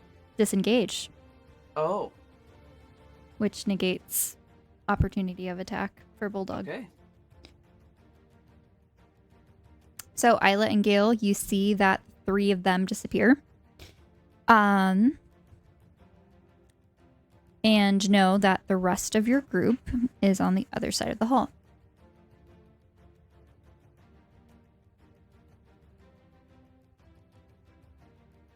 You can see Mark, and the rest of them are unable to be seen from here. You do, however, see the wall of force. Clyde is currently in Bismuth's room. Riki, you still have that deafened effect on you, Clyde, as well. I'll give you a chance to do something before the rest of the group arrive.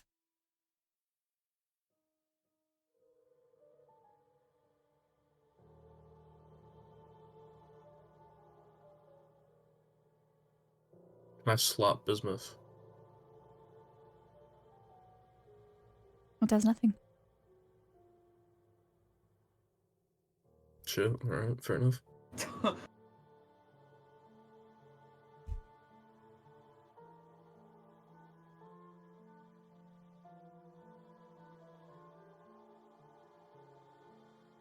Okay, so we're going to go back over to where we have Isla and Gale. Anything you'd both like to say or do as the 3 guards have ran down the stairs. During this time, they have not really communicated out loud to each other, by the way. Would Mark have been able to see that they went downstairs from distancing that? You would be able to see the half-elf and Bulldog, but not the third.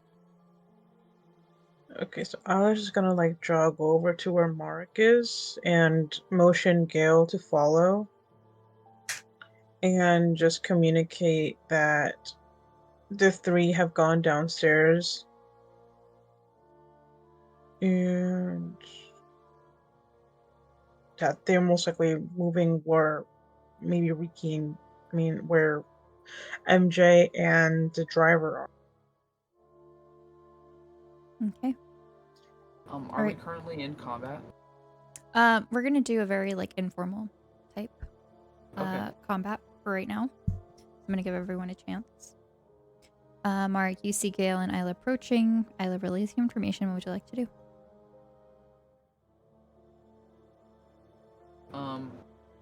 Mark is gonna follow suit and not say anything.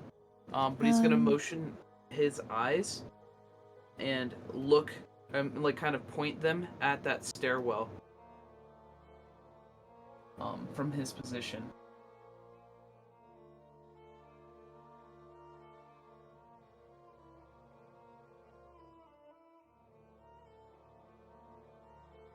And he's gonna stay put. Look at that stairwell. Okay. He's going to ready a magic missile spell if he sees one of those 3 enemies once again.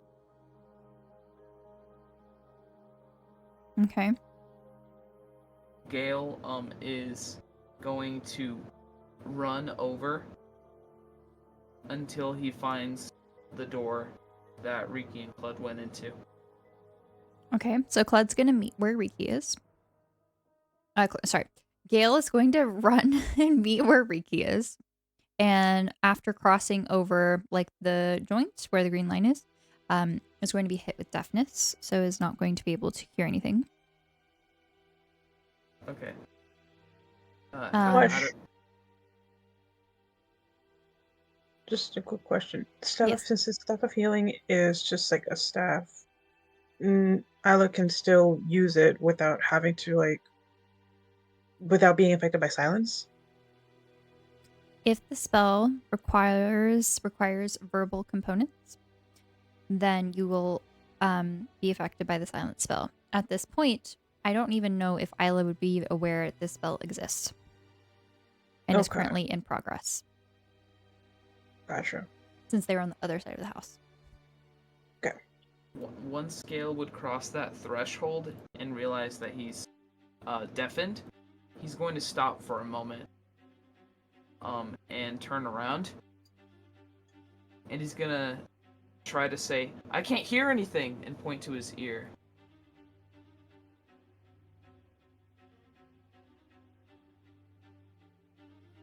Isla looks back at Mark. I can't hear anything. Is there a spell? Someone get silence? I think silence was casted on a moving target. Riki or Clud. I was standing still when the effect went away on me.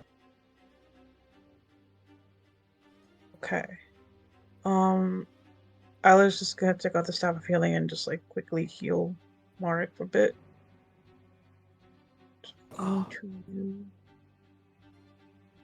Might as well just do it now.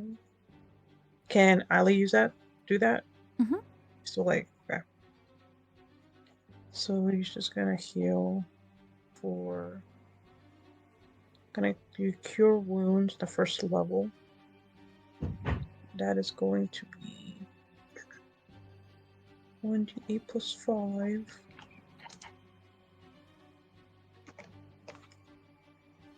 So Marek's just gonna heal for 9. That's something. Oh, thank you. Isla nods. Go ahead. If it's really still quiet over there, just make sure to keep an eye on me, because I'm going to fire a magic missile if I see them again.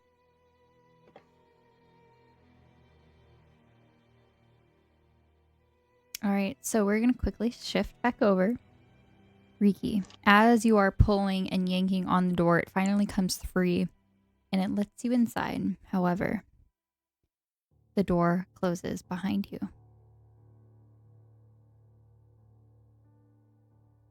At which point, when Gale crosses the threshold, you have entered inside. And Gale runs up to the door and also tries to yank it open. Inside Bismuth's room,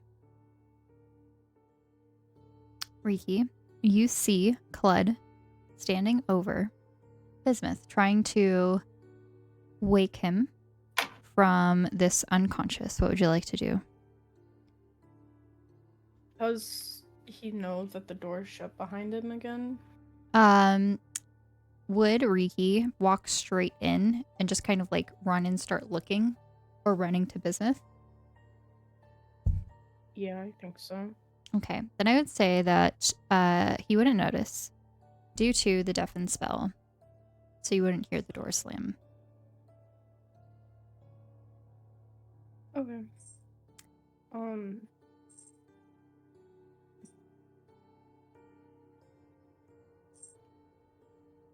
Is he able to... Does it look like Bismuth has life rot? Or anything? Upon first glance, no. He is wearing a simple black t-shirt. You see no markings of any kind. And I'm going to bring both you and Clud into a separate voice chat. Oh my god, I'm so sorry. I'm so sorry. No, see. Why are Mark, Isla, and Gale are outside of the room? Riki, as you run up, you see Bismuth laying on the bed, black t-shirt. Braille, you see that he's considerably lost weight. Cheeks sunken. But his face expression, he looks at peace. He is currently hooked up to like some sort of IV system. There's a needle in his arm, and this is connected to a bag of some sort of fluid that is on a stand. Clud, you're standing over Bismuth, trying to shake his foot, slap him awake. This does nothing.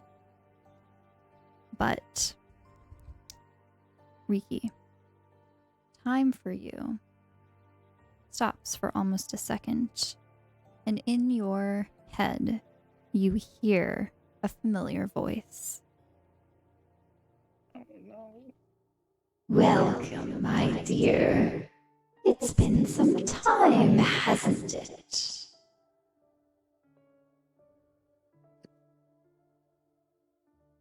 God damn it.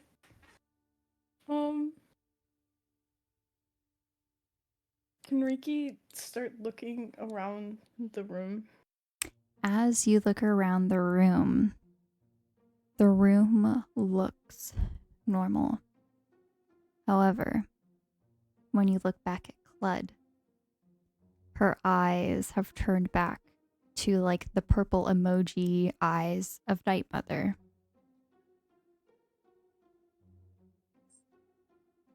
And coming off of Clud is a shadowy, like essence, billowing capes of like darkness.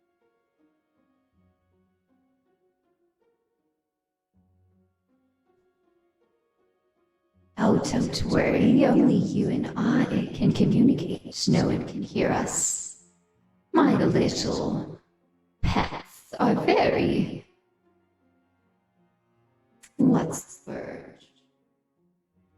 Convenient in their skill set. Well, don't just stand there. Say something. I feel like I'm repeating myself all over again. Have you not grown since I've last seen you? Why? Why? What do you want? I want to win. That's what all of this is for. You and your little group have proven to not be very up to the task of defeating me. Time and time again. But you could join me. No.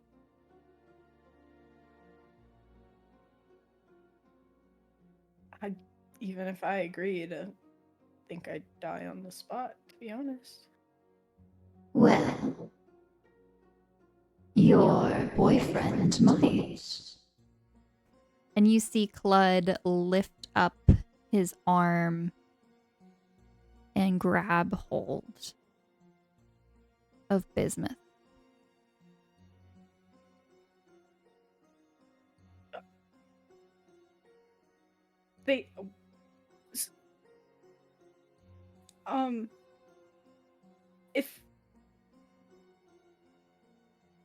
If I go back with you, will you leave the others alone? No, that's not what I want, so boring.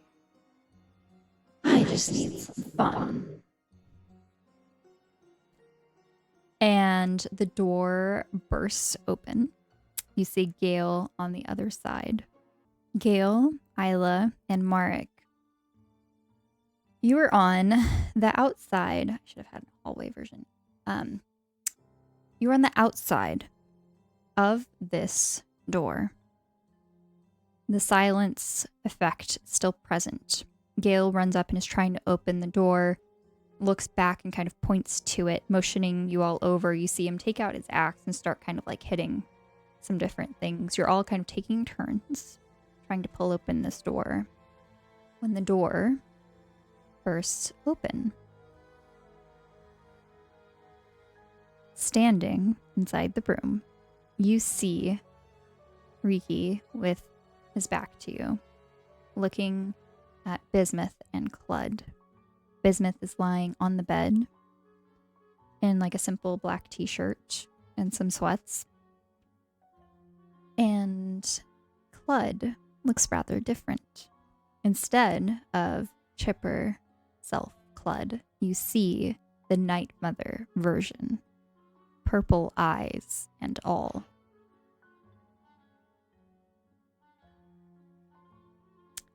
And I would like for everyone to roll initiative.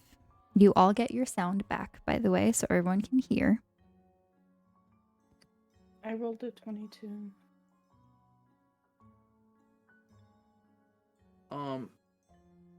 Gale is going to growl and say, "Get out of my friend!"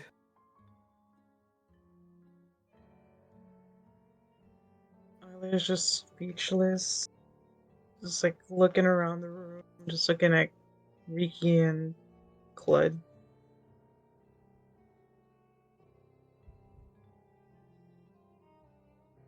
Mark, unaware of the situation, he's gonna run over.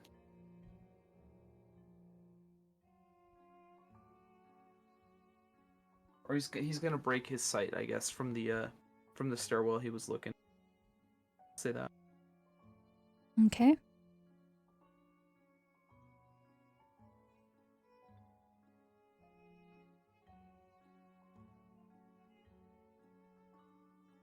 I will say that Marek and would hear this commotion happening. So you would probably still be over in that direction when this happened, because I did forget about that part, that you're watching that corner. Okay.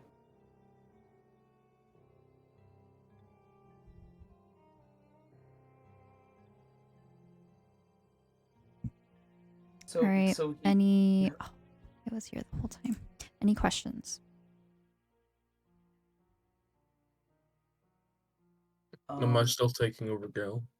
This is correct. So, Saul is going to take over Gale for the rest Hi of guys, the it's me. session. Oh shit.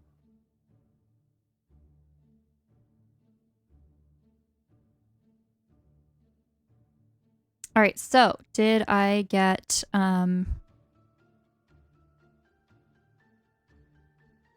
whatchamacallit? Initiative rolls from everyone? Hey, I got a 7, but it said like no valid token was selected. I think it's just because Because we switched know why. over. Yeah, I didn't move it Yeah. yet. Okay, so that's Isla and Gale. Gale rolled 16. Okay. Mark rolled he crit failed. Okay. So, that would be 4. So trying to line it up as best as I could.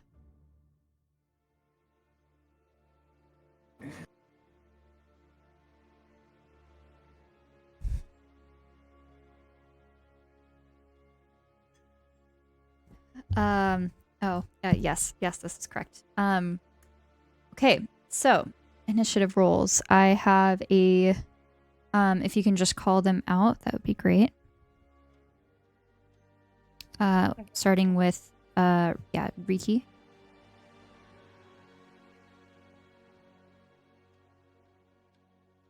I got a 22.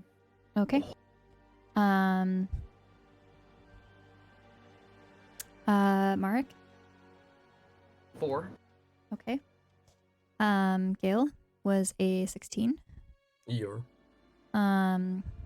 Isla? 7. Okay.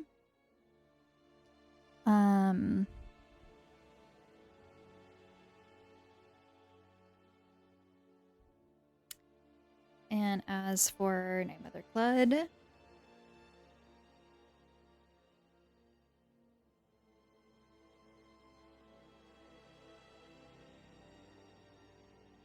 what if I use the cursed die, the one that's been giving me bad luck? Maybe that'll help everyone out.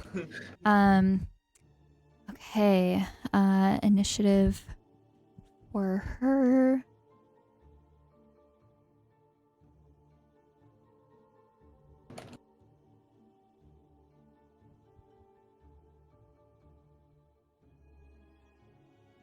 She is a 14.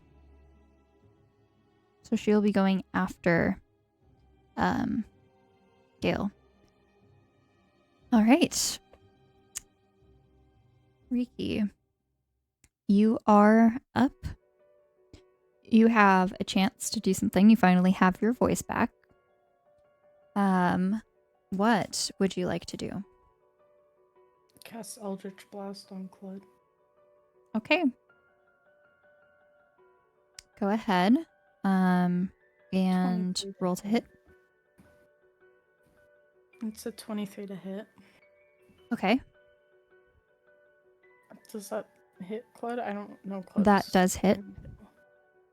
And it's 11 damage for the first one and 8 damage for the second one. Okay. 1 second.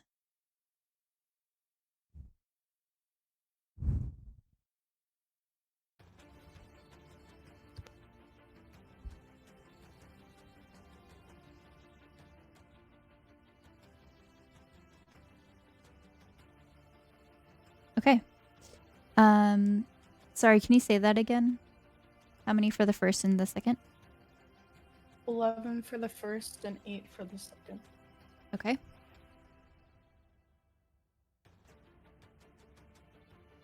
Okay. All right. Anything else you would like to do with your turn? Since you are not like directly involved, you could step back without getting an opportunity of attack. Up to you.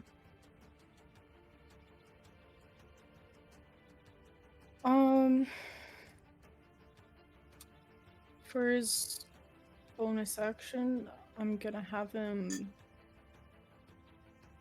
reinstate his, what's it called? Form of Dread. So it's 1d10 plus 3. So 8.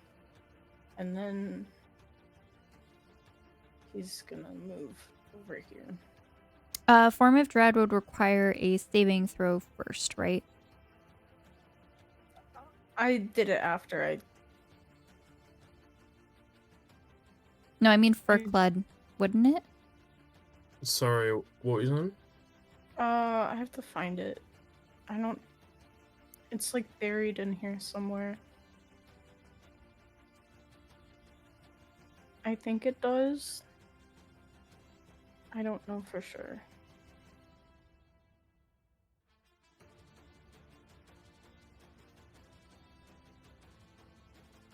It's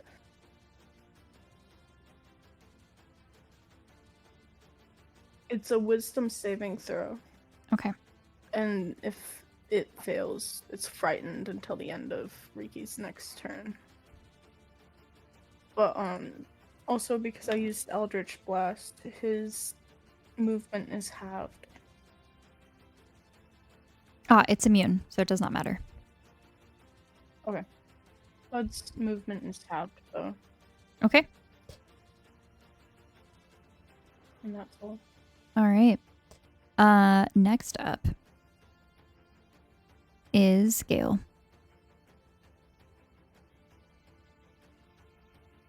Which will now be played by Saul. Hello. Alright.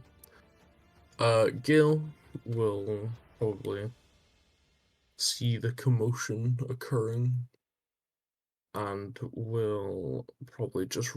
That's the wrong measurement. Probably just run into the room. As far as they can get. So, like, just behind the shoe rack. I can't move the Gale token. On your own. Oh, I gave it to Boris. That was my bad. All right, you should have it now. Yeah. Yeah. About there. And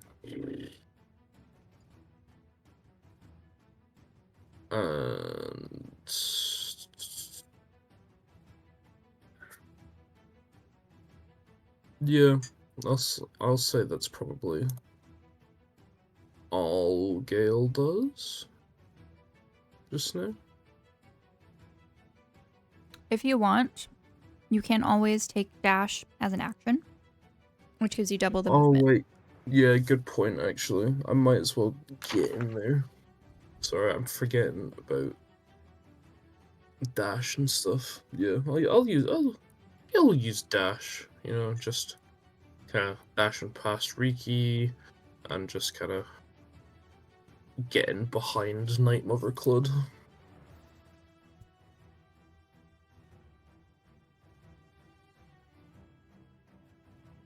Okay. Next up is Clud.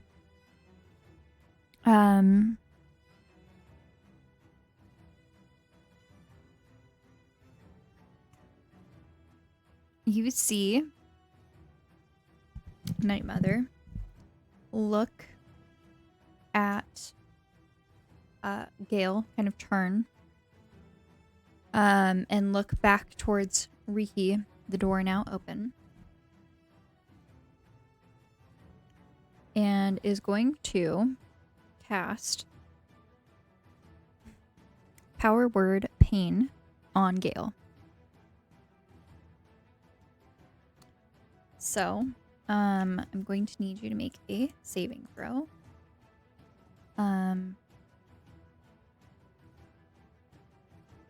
This is going to be a...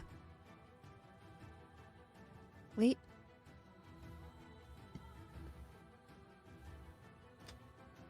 Just kidding. It's an automatic save, I think. It is, yes, it is an automatic fail. There is no save. It just happens.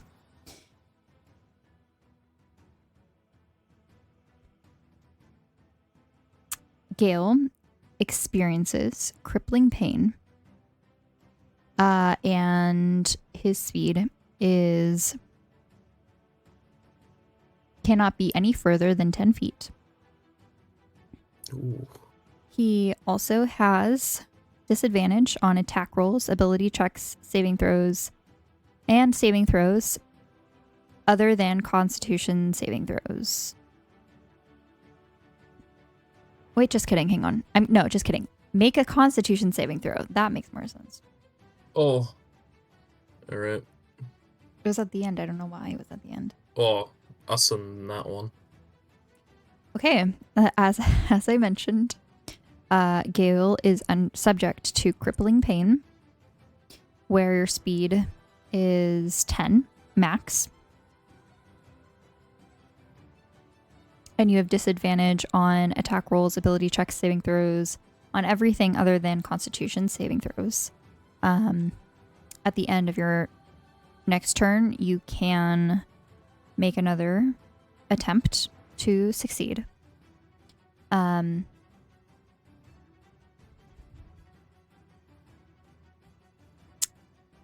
that is all that she's going to do. And her Cled's hand is still clutched onto Bismuth's arm. So I'll mention that as well for those who did not hear. Next up is Isla. Okay, so Isla is going to move to go inside the room. Yeah. Would it be 20 feet to go inside the room? Honestly, I have not even checked this one. Let's see. That's not right. Okay. Let me see. Ah, this one I did not have. Okay. So that would be more accurate. 2 feet. Yep. So this is accurate. Okay. That's better. But also this there is no distance here, so it would just be like 2 here, and then 2 here, just so that you can see the walls and everything better. All right. Isla's gonna go inside the room, and that's gonna be so like 5 feet then. And look at Claude, see something is off, and attempt to use hold person on the first level. Okay. And the save is a wisdom 17.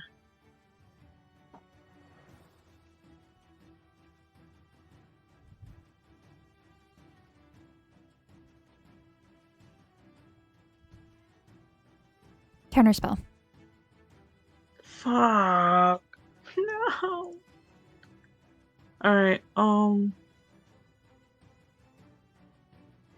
for their bonus action. Oh wait.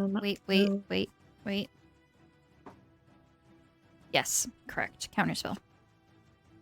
Okay. Let's double check it.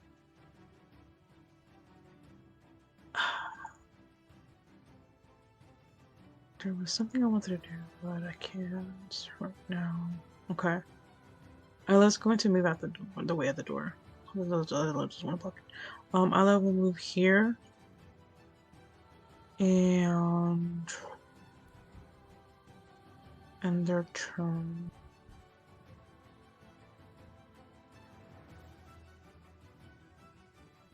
Okay. As you do cast hold person, she just gives you a look, waves her hand, and you feel like as you're kind of like muttering the spell and working on it, it just stops. She gives you an animated smile through Cled's faceplate. All right, Marek.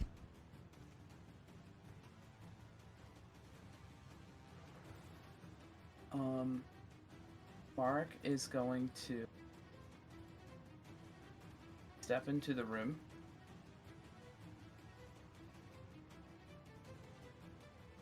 And he's going to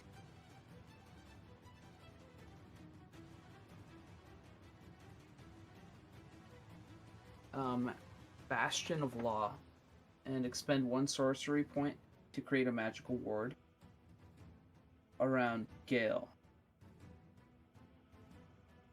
Okay. So Gale can roll 1d8 to negate that amount of damage he's back. Okay.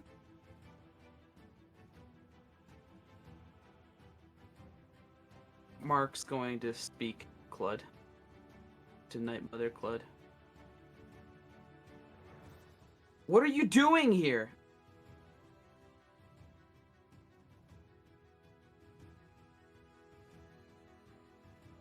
All right, anything else on your turn?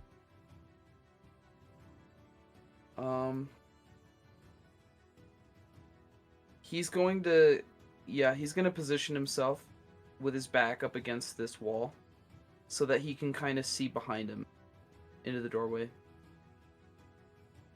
Okay. All right, we are back to Riki.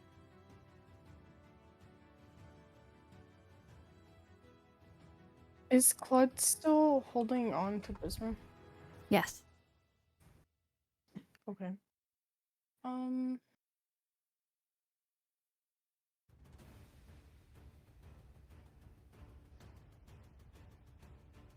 Can he...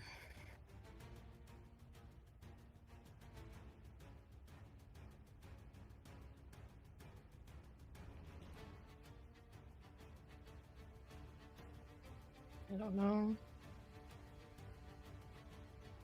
Can he cast Eldritch Blast again? Okay.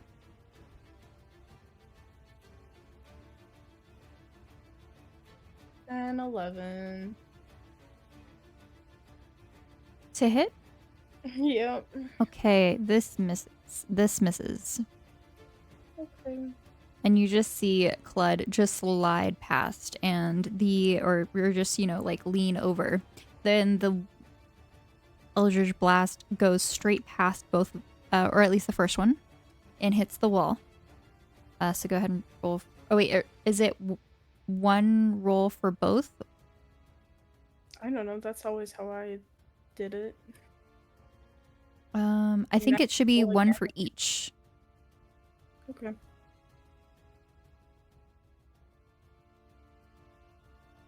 Natural 20. Okay. 27 to hit. All right. Nice. 5 damage. Where are you rolling? Are you rolling in D&D Beyond? Yeah, because every Okay. time I open the chat on Roll20, it keeps crashing.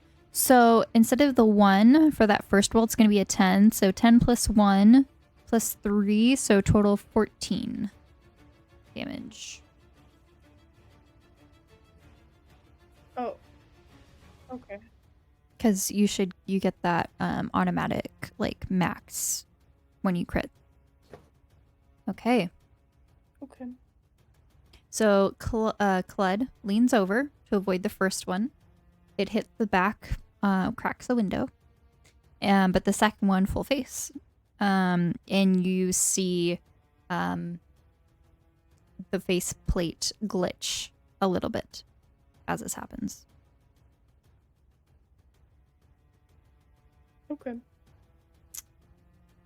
And Clud, any message you would like to relay to the party as this happens? Sorry, could you repeat? You get a moment to relay a message to the party. What would you like to say? You can kind of tell that this is Clud just because of massive tone difference, but Clud simply just says, "Friends, don't hold back. Kill me."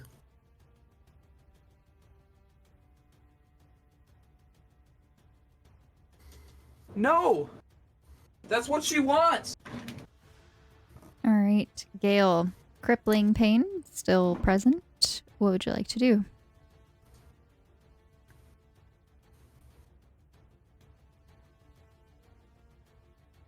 By the way, this is Saul again, and you're muted. Oh shit, I'm Gale. Yeah, oops. Does doing the con save take an action? This will happen regardless at the end of your turn. Unless if you'd like to make or try to cast a spell, then you would need to also roll a Constitution saving throw.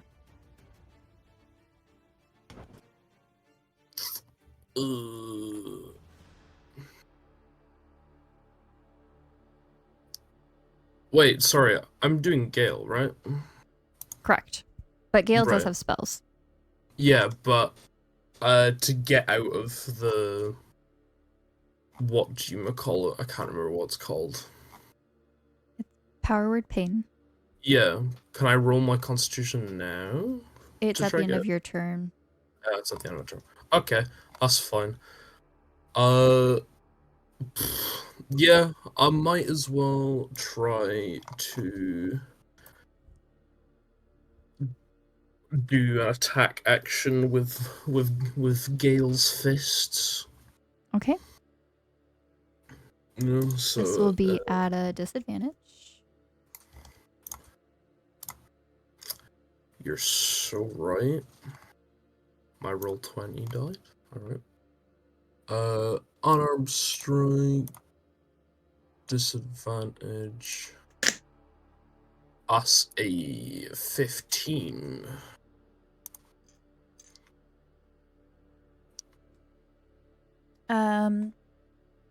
A 15 does not hit. Alright, well, Gale will try again, as per his monk right, I believe?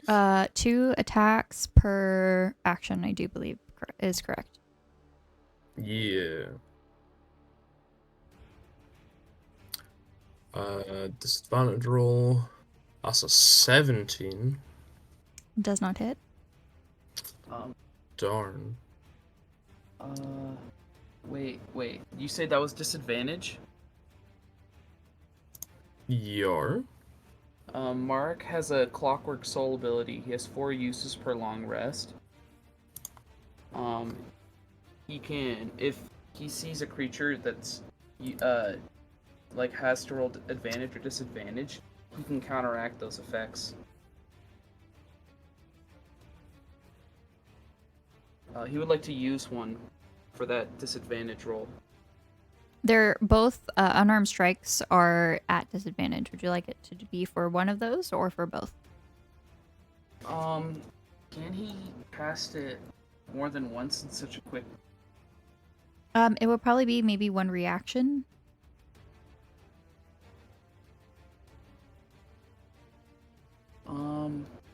Does it say like if it's a reaction spell or? Let me show you. Restore balance.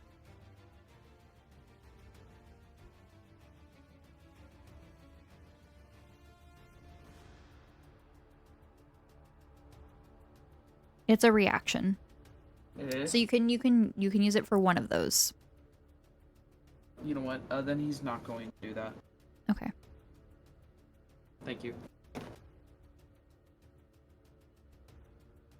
All right, so both of those miss. You can move 10 feet, but you are also within 5 feet of Clud, which would provoke an opportunity of attack. Anything else you'd like to do on your turn for Gale?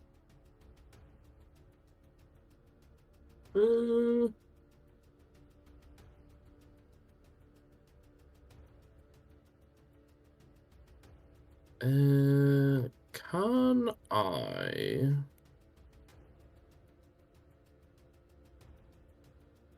do a full... No, never mind. I forget that takes a key point. No, I think I'm okay. I would like to do my con save. All right, go ahead and roll that. This one is not a disadvantage.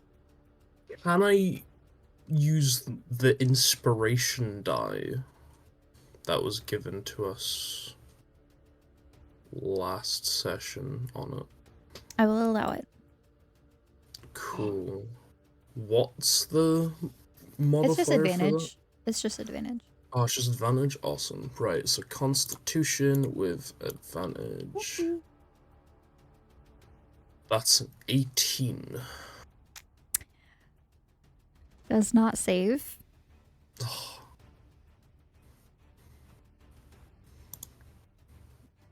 Goodbye, inspiration die. Hey, you use it.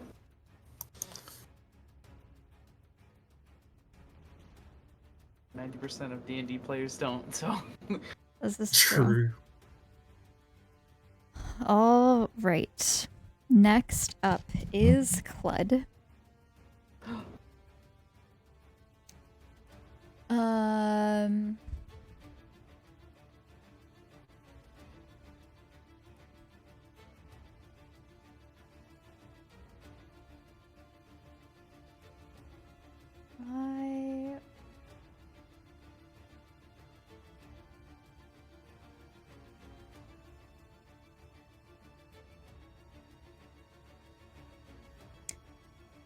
Clud is going to use...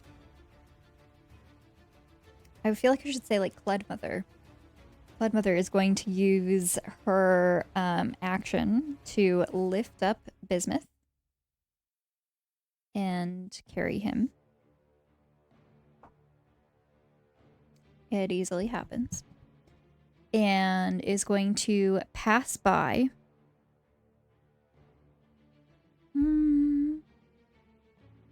Pass by Gale. Which gives you an opportunity of attack.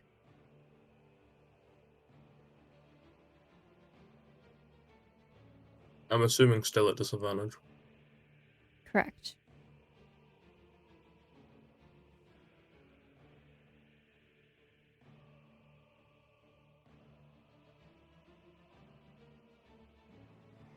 That's a 15. Does not hit. And she is going to walk over to Riki while carrying Bismuth. And is holding Bismuth like over the shoulder with one of the hand. The needle ripped from his arm. You see some blood dripping down his arm as there's a fresh wound. And with her other hand is going to try to grab the baseball hat. So I'd like for you, Riki, to go ahead and make either a dexterity check or a strength check. Dexterity. 21. You managed to hold on to it. And now Cludmother is standing in your face. Isla, you are up.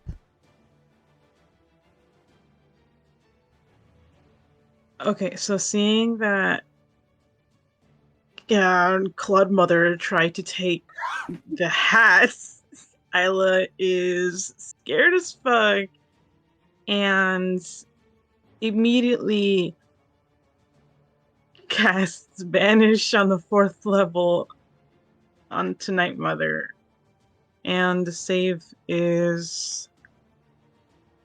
what is the save again? Oh, charisma saving throw. Damn, what is it again? Give me a sec, I'm sorry. I don't think I put it properly there. Banishment is... Dex 17. 21. Word cooked, chat.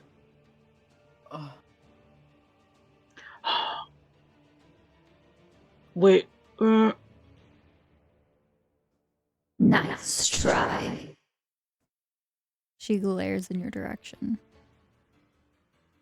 Ella glares back.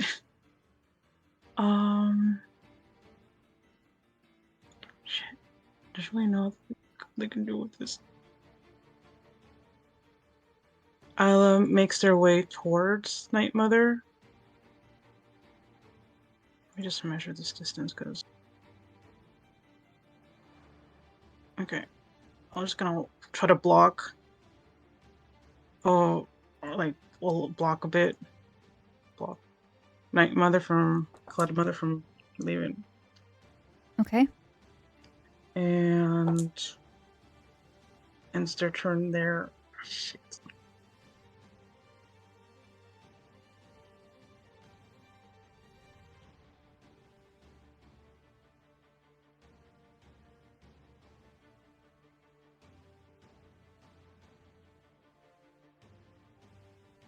Okay.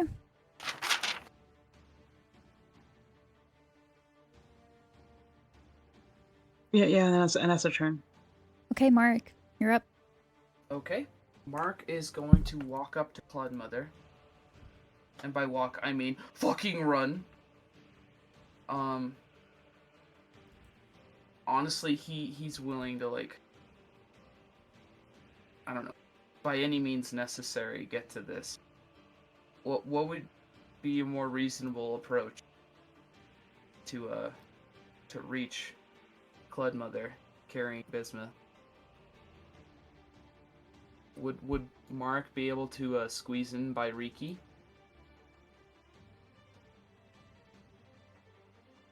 The way that they are kind of like standing, it's pretty tough. I don't know if you could squeeze around somebody. Okay. It would be difficult terrain if you do, so we have your movement. But if you wanted to get a clear shot to cast a spell, I would say that that's possible. Okay. Mark is going to amble over here and attempt to cast Protection from Evil and Good. Okay. By touching Cludmother. Okay.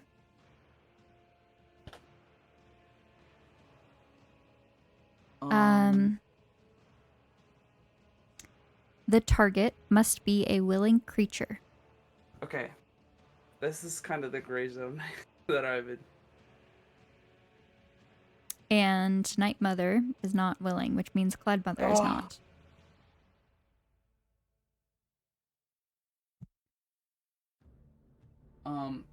Mark is going to use his last sorcery point to make one of his spells cast as this action.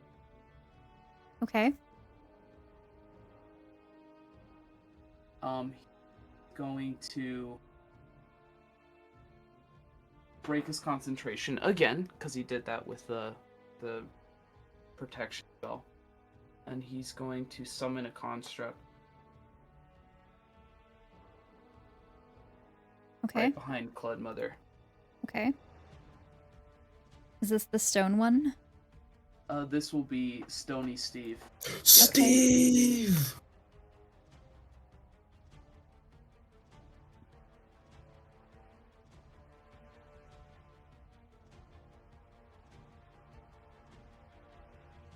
Mark's going to yell right at Cludmother. Say, "You have to fight it, Clud!"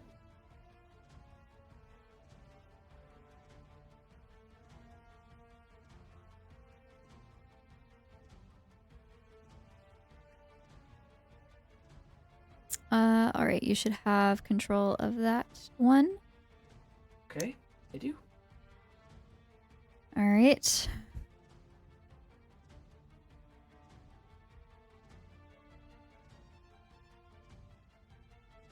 Anything else you'd like to do on your turn? Does the construct go at all? Oh.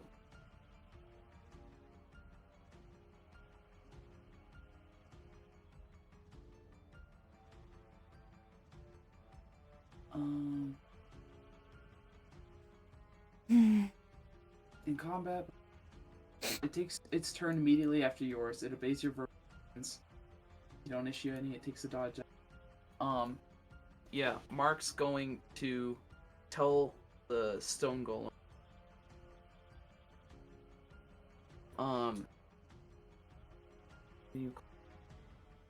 Hold the robot. Okay. Don't hurt Bismuth.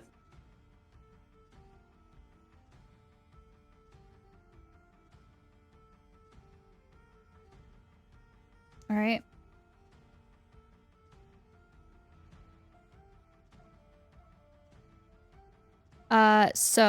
I guess on the action, they're going to try and grapple.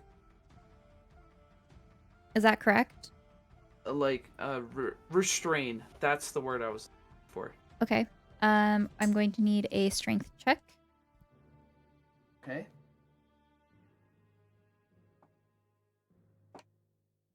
Going to here.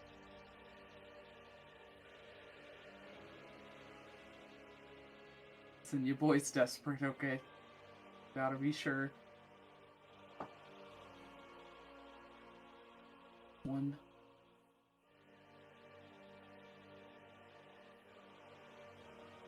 Strength is 18 Okay. plus 4.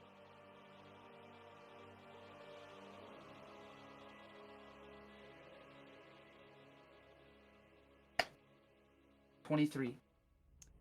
Okay.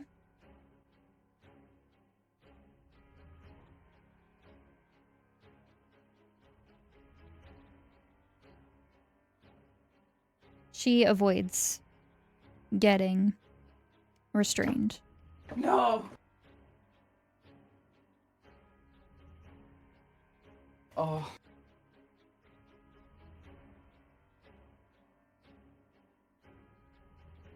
That's Mark's turn. Stony.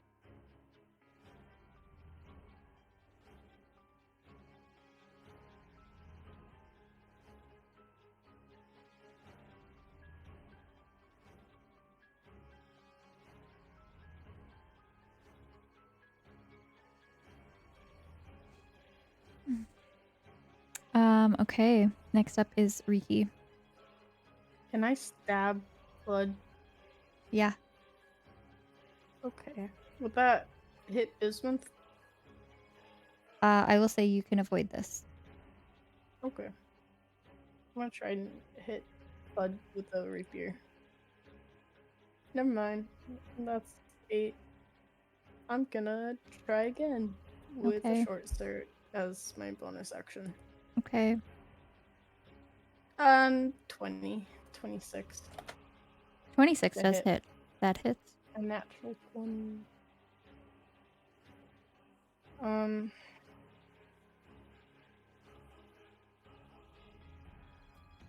So it's 6 plus whatever the second one rolled.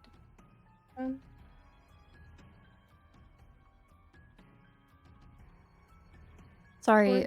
What? It was a crit. Oh, it was a crit. The 20? Yeah, it was. Hell yeah. 26. Let's So go. Big. 6 plus whatever the other 2 are. It's the first roll is changed to a crit, so it'd be a 6 plus 2 would be 8 plus 2 is 10. Okay. And damage, blood, Okay. and that's turn. Okay. We are now at Gale's turn. Gale is still in crippling pain. What would you like to do?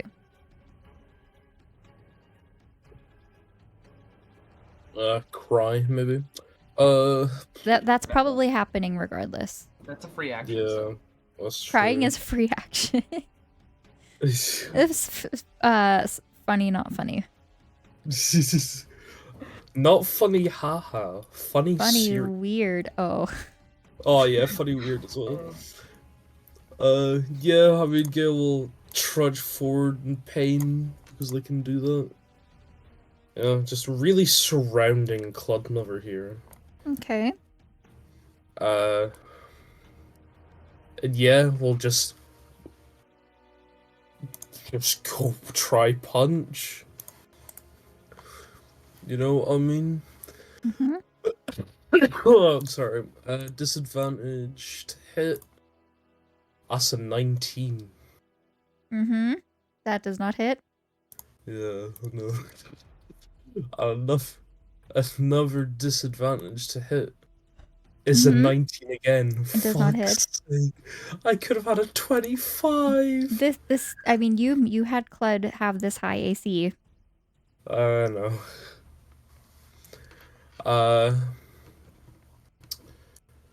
Yeah, Gale's just gonna fucking wince, and probably his turn.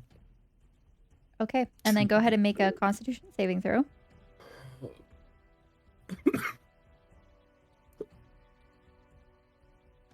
Excuse me. Constitution saving throw is... That's a 12. Not enough. Yeah, I mean, if an 18 doesn't do it, a 12 will. Yeah, not enough.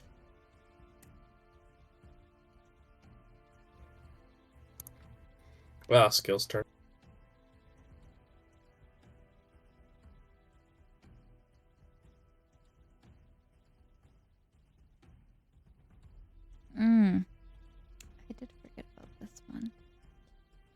Okay.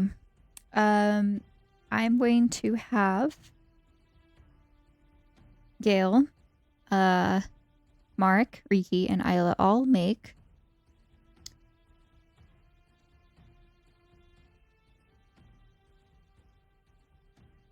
Oh no, there isn't even a roll for that.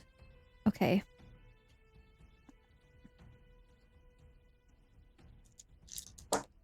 You all take 5, 10, 17 psychic damage. Okay. As Clud Mother releases this whispering aura of darkness that kind of creeps out. Additionally,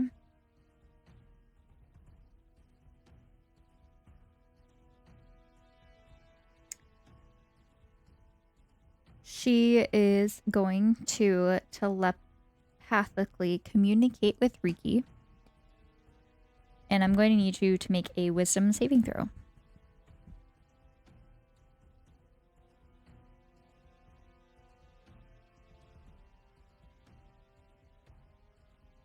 A 2.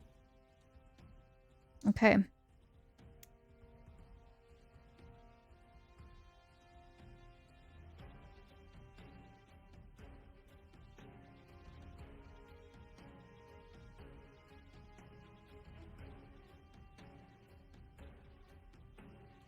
She is going to tell you.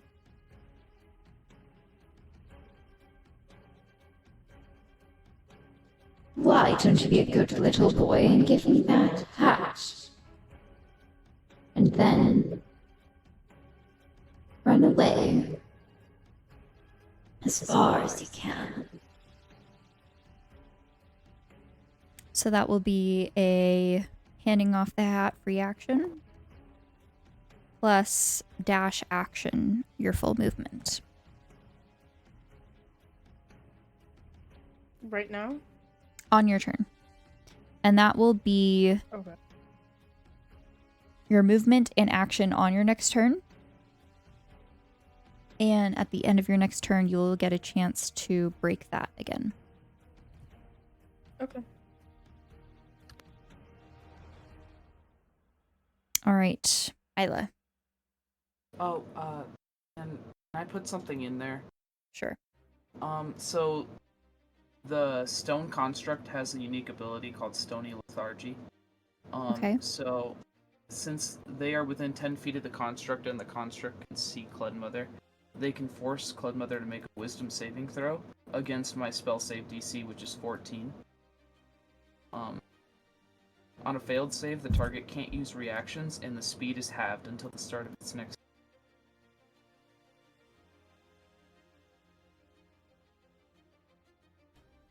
I'm going to look into it. This is as part of that spell, right? The construct's correct. Okay.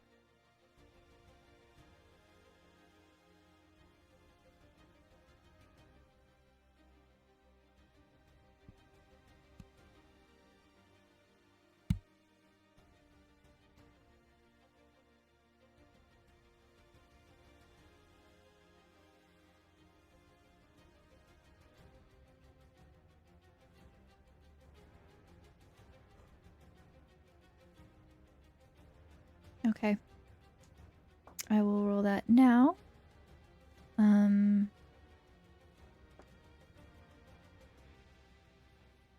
That is an Please. 18. No!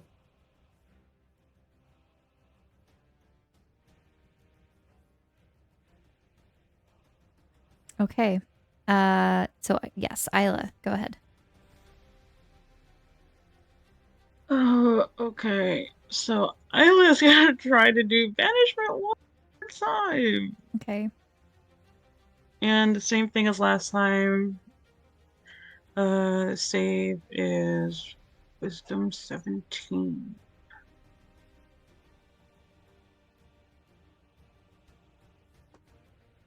Oh, sorry. Charisma 17. I'm stupid. Either way, 17. Nothing happens. Damn, guys, what I say? Let me try to see some real quick. Where'd it go? So, never mind. That is an action, not a bonus action.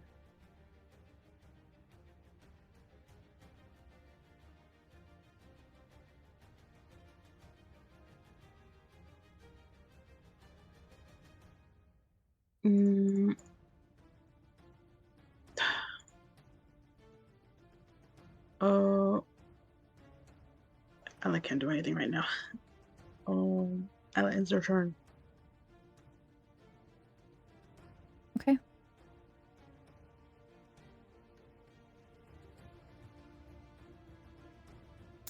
Next up is Marek. Okay. Is Cloudmother still holding Bismuth? Yes.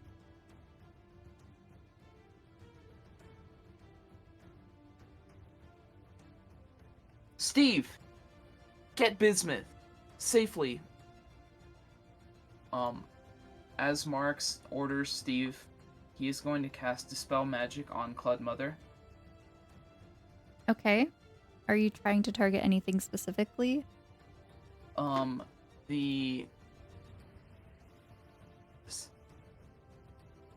What does a ghost do to a person if, like, they go inside and take control of it? You know what I mean? Mm-hmm. Okay. He's trying to target Night Mother's, like, puppetry over Clud. Okay. And for Steve to take business, that would be a contested strength or dexterity. Plus 4d roll. The dispel magic does not succeed. Is a 13 strength, Steve? I have a dirty 20. Ha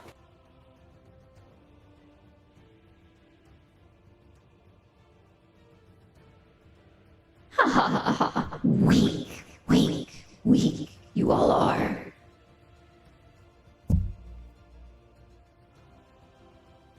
All right. Anything else you'd like to do on your turn?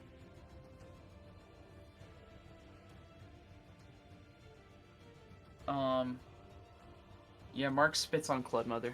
Okay. All right, Riki, you're up. He'll hand over the thing and run off. Okay.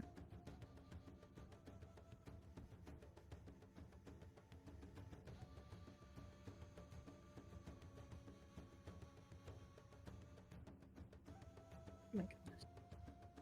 Let me go. And then the concentration on this is now gone also. So should I go that way? Up to you. There was no, like, choice on where, just to run away. Yeah.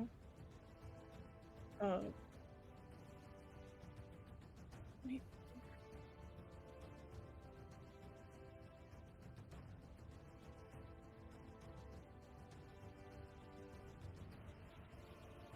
Wait, did I have to dash? Yes. So there would be an additional 30 feet after that. The staircase would be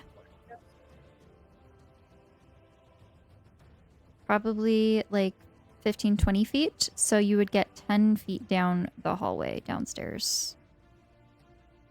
Yeah, he's downstairs somewhere. And then you would need to make an additional constitution or wisdom saving throw.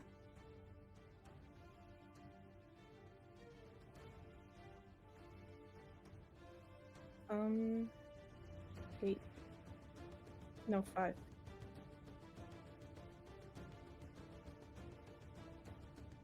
Does not succeed. Okay. Next up is Gale.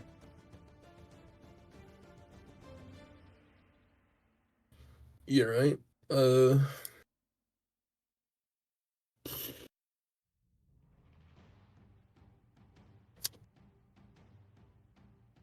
So The cap was given tonight, or Clud Mother, right? Correct. Can Gale try and pinch it?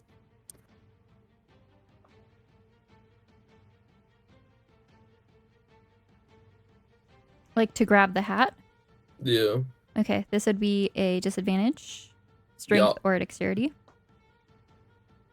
A check, right? Yes. Alright. Let's do a dexterity check, because it's it's the higher one. And with disadvantage, that is a 17. Okay. I did this at disadvantage for Cledmother because she is also carrying Bismuth. She got a 14. So you managed to get the hat. Let's go. That will be your full action.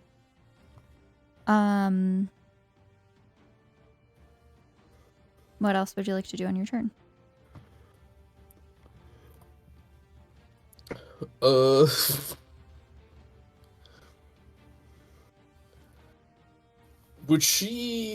she used... Oh, we're back, actually. I was gonna ask if she's used a reaction this turn, but I don't know. No. No. Would she be able to do an opportunity attack while holding Bismuth? She has one free hand for casting spells.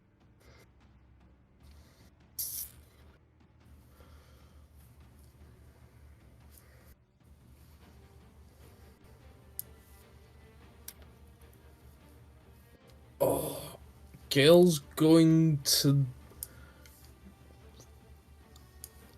very painfully crawl or go towards the window, provoking an opportunity of attack, presumptuously. Okay. There is a space here because Bismuth is kind of more like on top of Cledmother. Ooh, actually. So there is kind of like a space, but you would still need to like go by for opportunity of attack. But I would say that you could barge your way in or through. Yeah, fuck it. Oh, Gale will just very, very painfully kind of just move past here. All right. Just kind of in so much pain. Due to this, she would get her opportunity of attack. Let me look this up.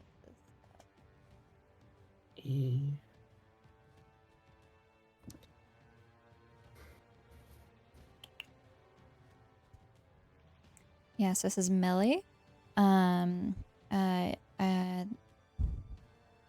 This is a 20 to hit. Yeah. All right.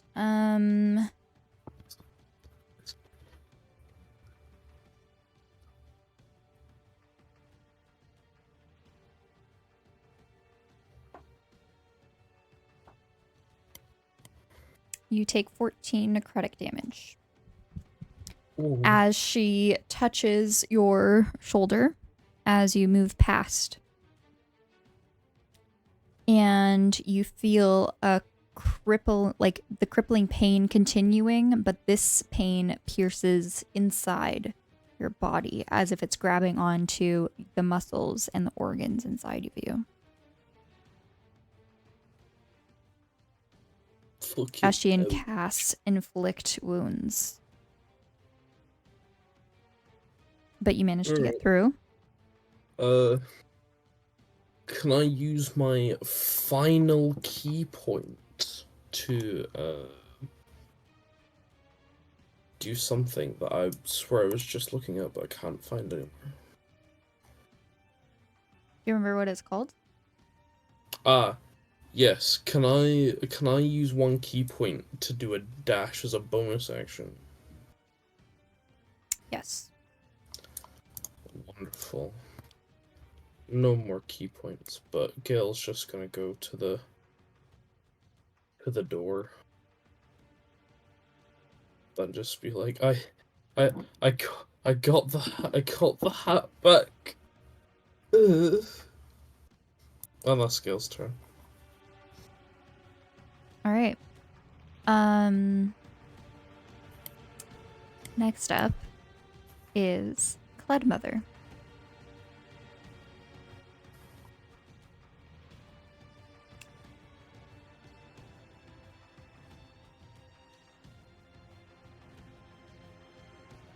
She is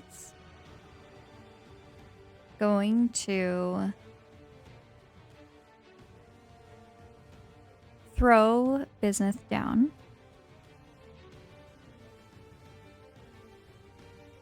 In which you see him hit his head on the dresser. And has start to bleed on his forehead.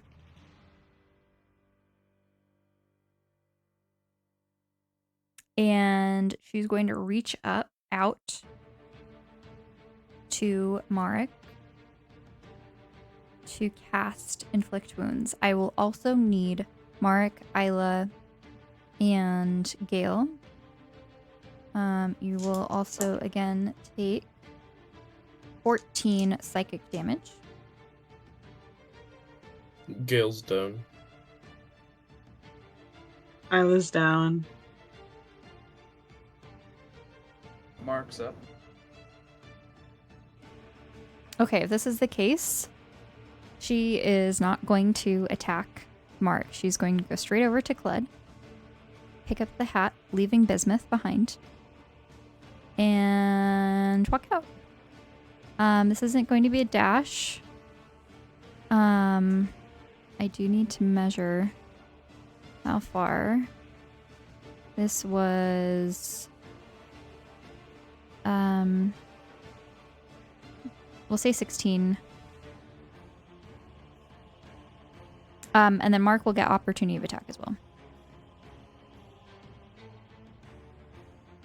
Okay.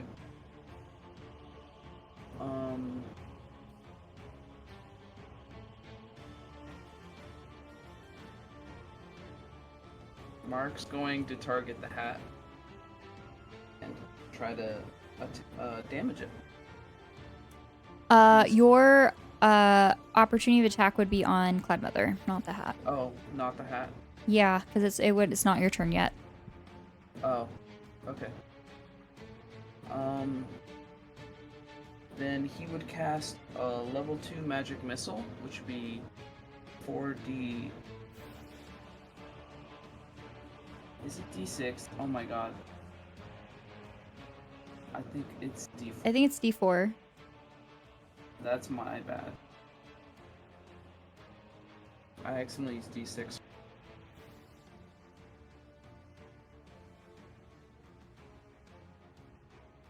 Yeah, it should be D4. Okay.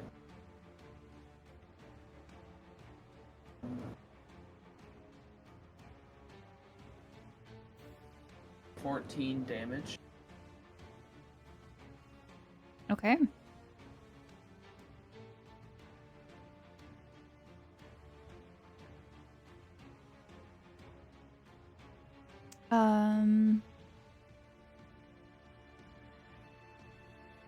And then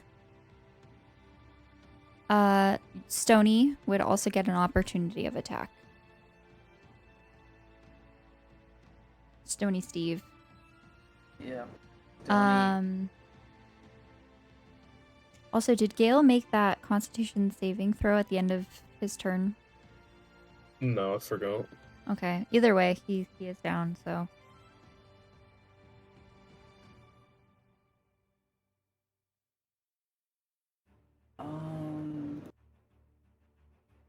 Table. There it is.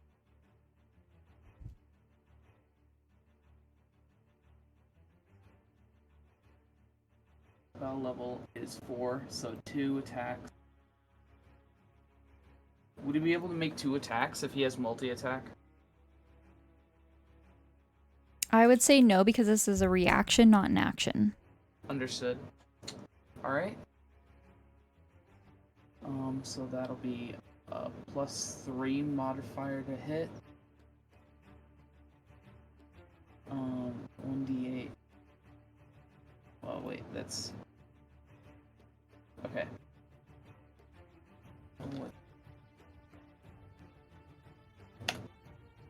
Does a 21 hit? It does. Alright, 1d8 plus 4 plus spell level bludgeoning damage. So, 1d8 plus 8. That'd be 10 damage. Okay. You all see that Cledmother is badly hurt. She's endured a lot of damage. At this time. So I do want to mention that. Isla, you are up. Go ahead and make a death saving throw. To GM. /GM roll. Or /GM, I think. D20.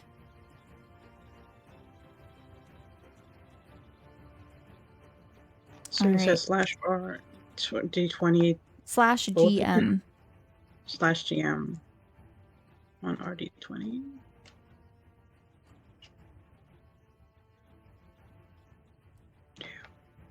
Slash.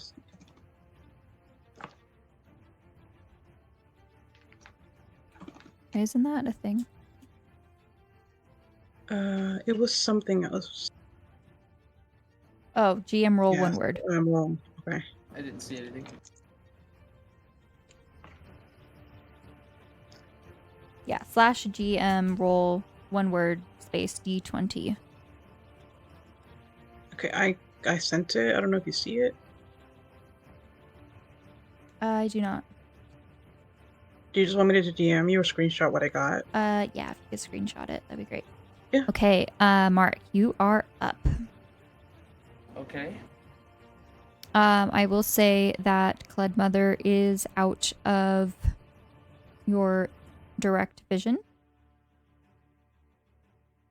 What would you like to do?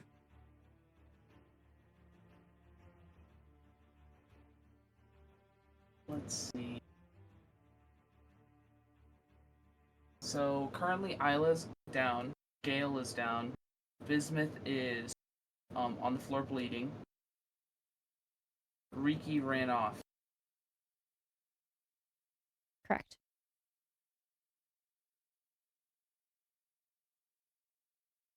Okay.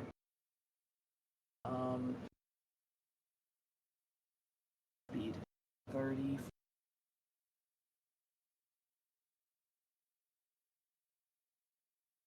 Steve, carry Bismuth and follow me. Mark casts aid Okay. on Bismuth. Oh, let me just check to make sure I choose up to 3 creatures within range. He's going to cast aid on Bismuth, Isla, and Gale, giving them 5 HP each. Is aid a action or bonus action? It is 1 action, Okay. and it is not concentration. Okay. And Mark's going to use his maximum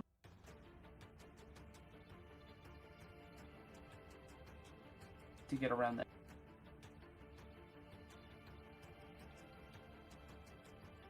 Okay.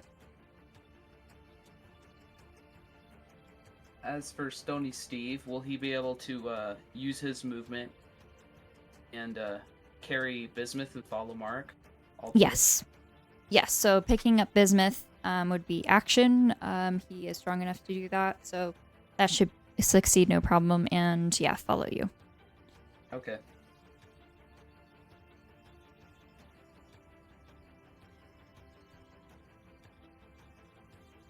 Does Mark see Cled now? Cled Mother? Oh, 100%. She's right there. She hasn't moved. Okay. Where do you think you're going?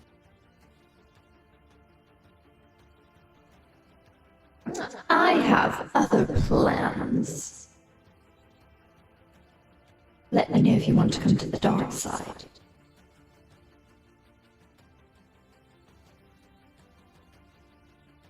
Okay. And anything else for your turn? That will be marked. Okay. Riki, you have your autonomy again. She releases you from the spell. You are 30 feet away at the bottom of the staircase, but you can use your full movement to get up to the top of the staircase and do something. Where would I be if I get to the top where his token is now? Or would he be able to see? Like right below? here. Mm-hmm. Okay. Then, I'm just gonna cast Eldritch Blast again. Okay. 18 and, 17? But they do not hit. Okay.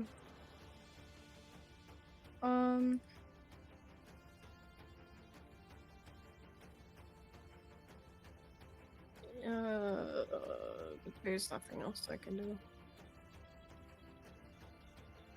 Okay. It's the end of my turn. Okay. All right. Next up is Gale.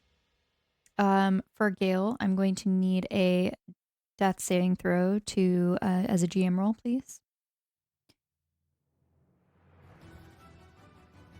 And then next up after that is Cledmother. I would just clarify, Gale and Isla, are they still down after cast it on? Oh, that's actually true. That's true. Okay, wait a second. You casted Aid, but this was after Isla did a death save. So I would say since Aid increases current and temporary, yes, they're both up. Yes! Okay, so Gale is also up. Gale no longer affected by the crippling pain. Good Oh, news. thank goodness. And Isla also up. So I will let Gale go ahead and have a chance to do something. Wonderful. How much health do I have from aid? Like 5? Yeah, cool. Right. I think it's 5 plus 5 temporary for like 10 total, right, Boris? So I use this as the base level spell, which is 2, so it's just 5 HP per person. Cool. Right. Well, Gale's gonna fucking leg it through the door. Okay, so yeah, just 5. Yeah. Through okay. the door, running past Stony Steve. I love you, Stony Steve. Running past Mark. Okay. And just immediately throwing himself in front of Claude. Okay. Or Mother, right? And basically just goes, "You're not leaving that easily." And will... Gale would go for an attack roll. I will say free action, you pick up the axe if that's the plan to attack. However, if you were prone, that would be half of your movement speed.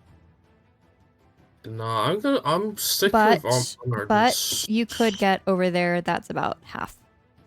Yeah, I honestly think I'm just gonna stick with unarmed strike, to be honest. Okay.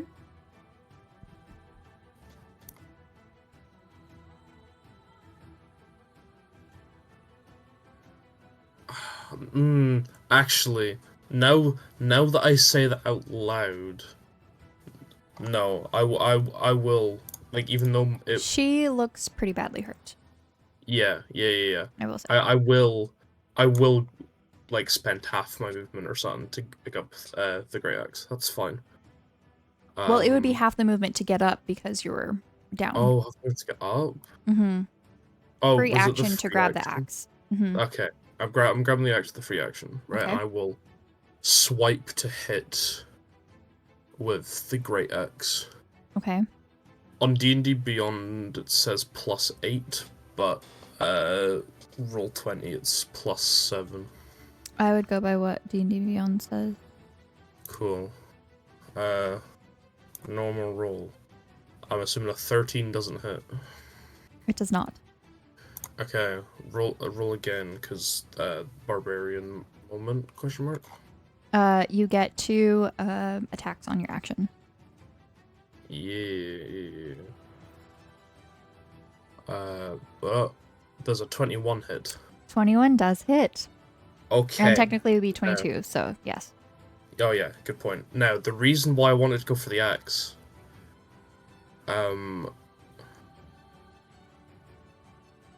Oh, shit. I've done things in the wrong order. I can't read, apparently. The idea was, because it's Numo's great axe, isn't it? Yes. Right. Once per day, you can use a bonus action to issue a mental command, causing it to become coated in psychic energy. This was removed. This was removed? Cancelled Okay. because That's of the whole stuff that happened with Gale's backstory. Removing the rage. That's fine then. I think I made the wrong choice, but that's fine. Rolling damage then, just for that one hit, which is 15 slashing damage. Okay. You see Cledmother almost crumple.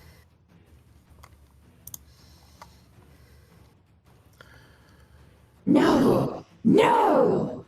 She shouts. Oh, is there anything I can do for a bonus action that doesn't require...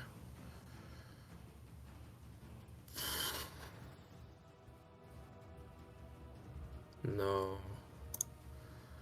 Shit. Okay. That's Gale's turn. Torii, Okay. quick question. Yeah.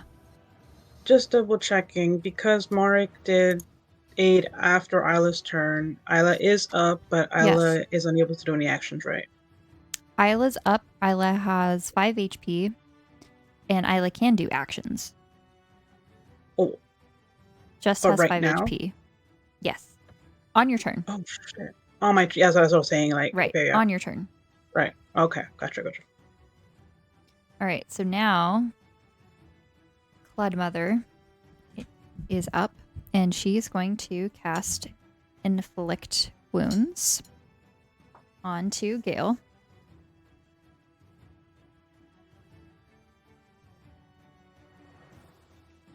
That is a 16 to hit,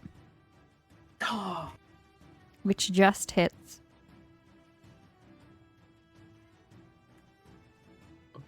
Does it? On D&D Beyond, it's 17 AC. On... Oh.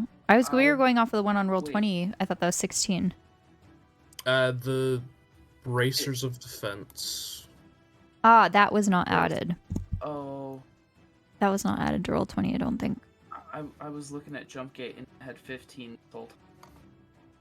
Gotcha, that makes sense. Okay, so the 17 does not hit.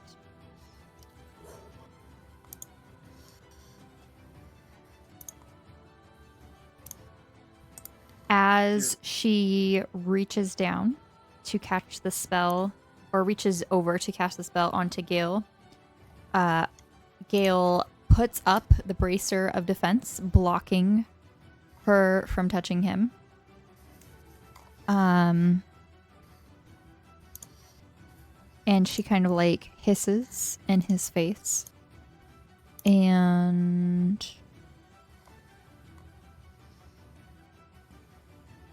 that is her turn. That's it. Isla, you're up. Okay, Isla would like to use all their movement to go over here. Like, right, move over there. Okay. And Isla is going to use one of their... What's it called? This is their... features. Isla would like to use Channel Divinity Radiance of the Dawn.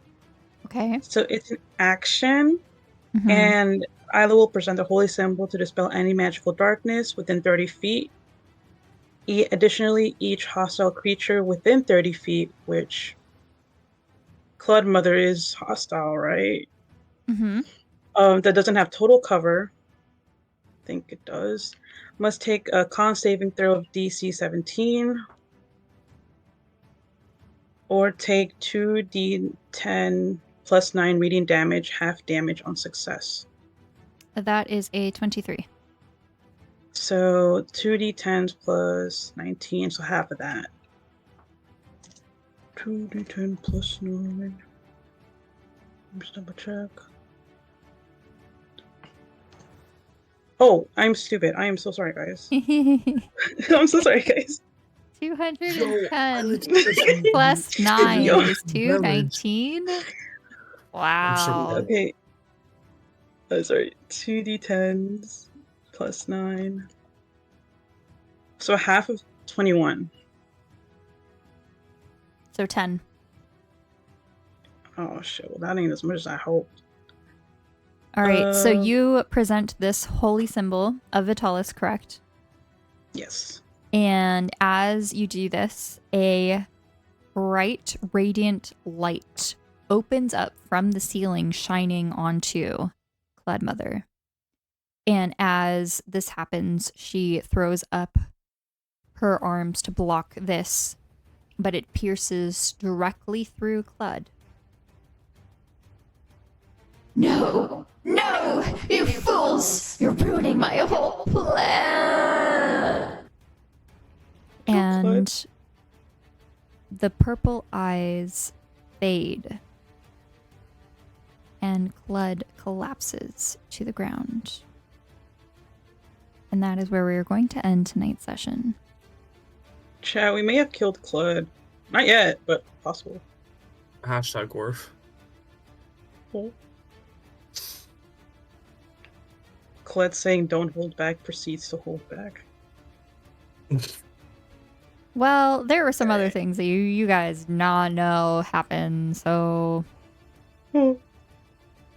I think I prefer not knowing. Information scares me. Fair. I'm pretty sure Guys. I made a GIF about this, actually. Oh, no, I didn't. Alright, so yeah, Clud is at 0 HP. And we will pick this up next time. God, this whole session was combat. It was like 2 sessions of combat almost. Honestly, yeah. But we made it through, chat. Every once in a while, there's a dungeon, and in this case, it is a different type of dungeon. We gotta skedaddle. I mean, if you think about it, rich houses that are as big as this might as well be dungeons. This is I a suppose dungeon. And you haven't even seen the whole house. Oh. And we're not gonna. No, no, no.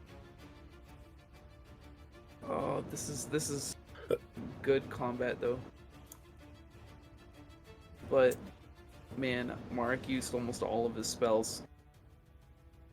There are still the other guards in the house, potentially. That's why we gotta skedaddle. I got a question, Tori. So Channel Divinity is just an action, right? It's just like when it's just a normal action, it's not a spell. Correct. So it's like kind of hitting with the mace. It's a feat, I think. It's part of your like player features. Yeah. Or Asmar features, so it wouldn't necessarily be a spell per se. Okay. Alright. Just wanted to be sure. I'm stressed, guys. Alright, any final comments about tonight's session? Yeah. Stuff's crazy, bro. Loved the combat. Screw Clud Mother. That was scary. We cooked them in the end. The party got a win, and I would like to all let you know you all leveled up. Oh my god! You are level 10, but this will only be active as of your next long rest. Okay, that's if fair. You even make it. But I did want to give you the good news. Oh, we needed something after all that. Yeah. Oh my god. All right. Final comments before we end for the night. Sorry, was- sorry. I was struggling, man. I was shitting bricks. Thank you for all the hard work you put into every session, Torii. Oh, Heart thanks. emoji. Purr. All right. And with Appreciate that, what you do. I want to thank the party for sticking it out because I know this was very combat heavy and there's a lot of different things going on, technical glitches and whatnot. And thank you to everyone who has been supporting us and following us or just lurking in chat. We appreciate you guys. And now that we have finished this session, I can post the one from 2 weeks ago and the rest. So that will reveal what happened with Cled. So thanks everyone, and I hope you have a great rest of your night. Good Mhm. night. Bye. Bye.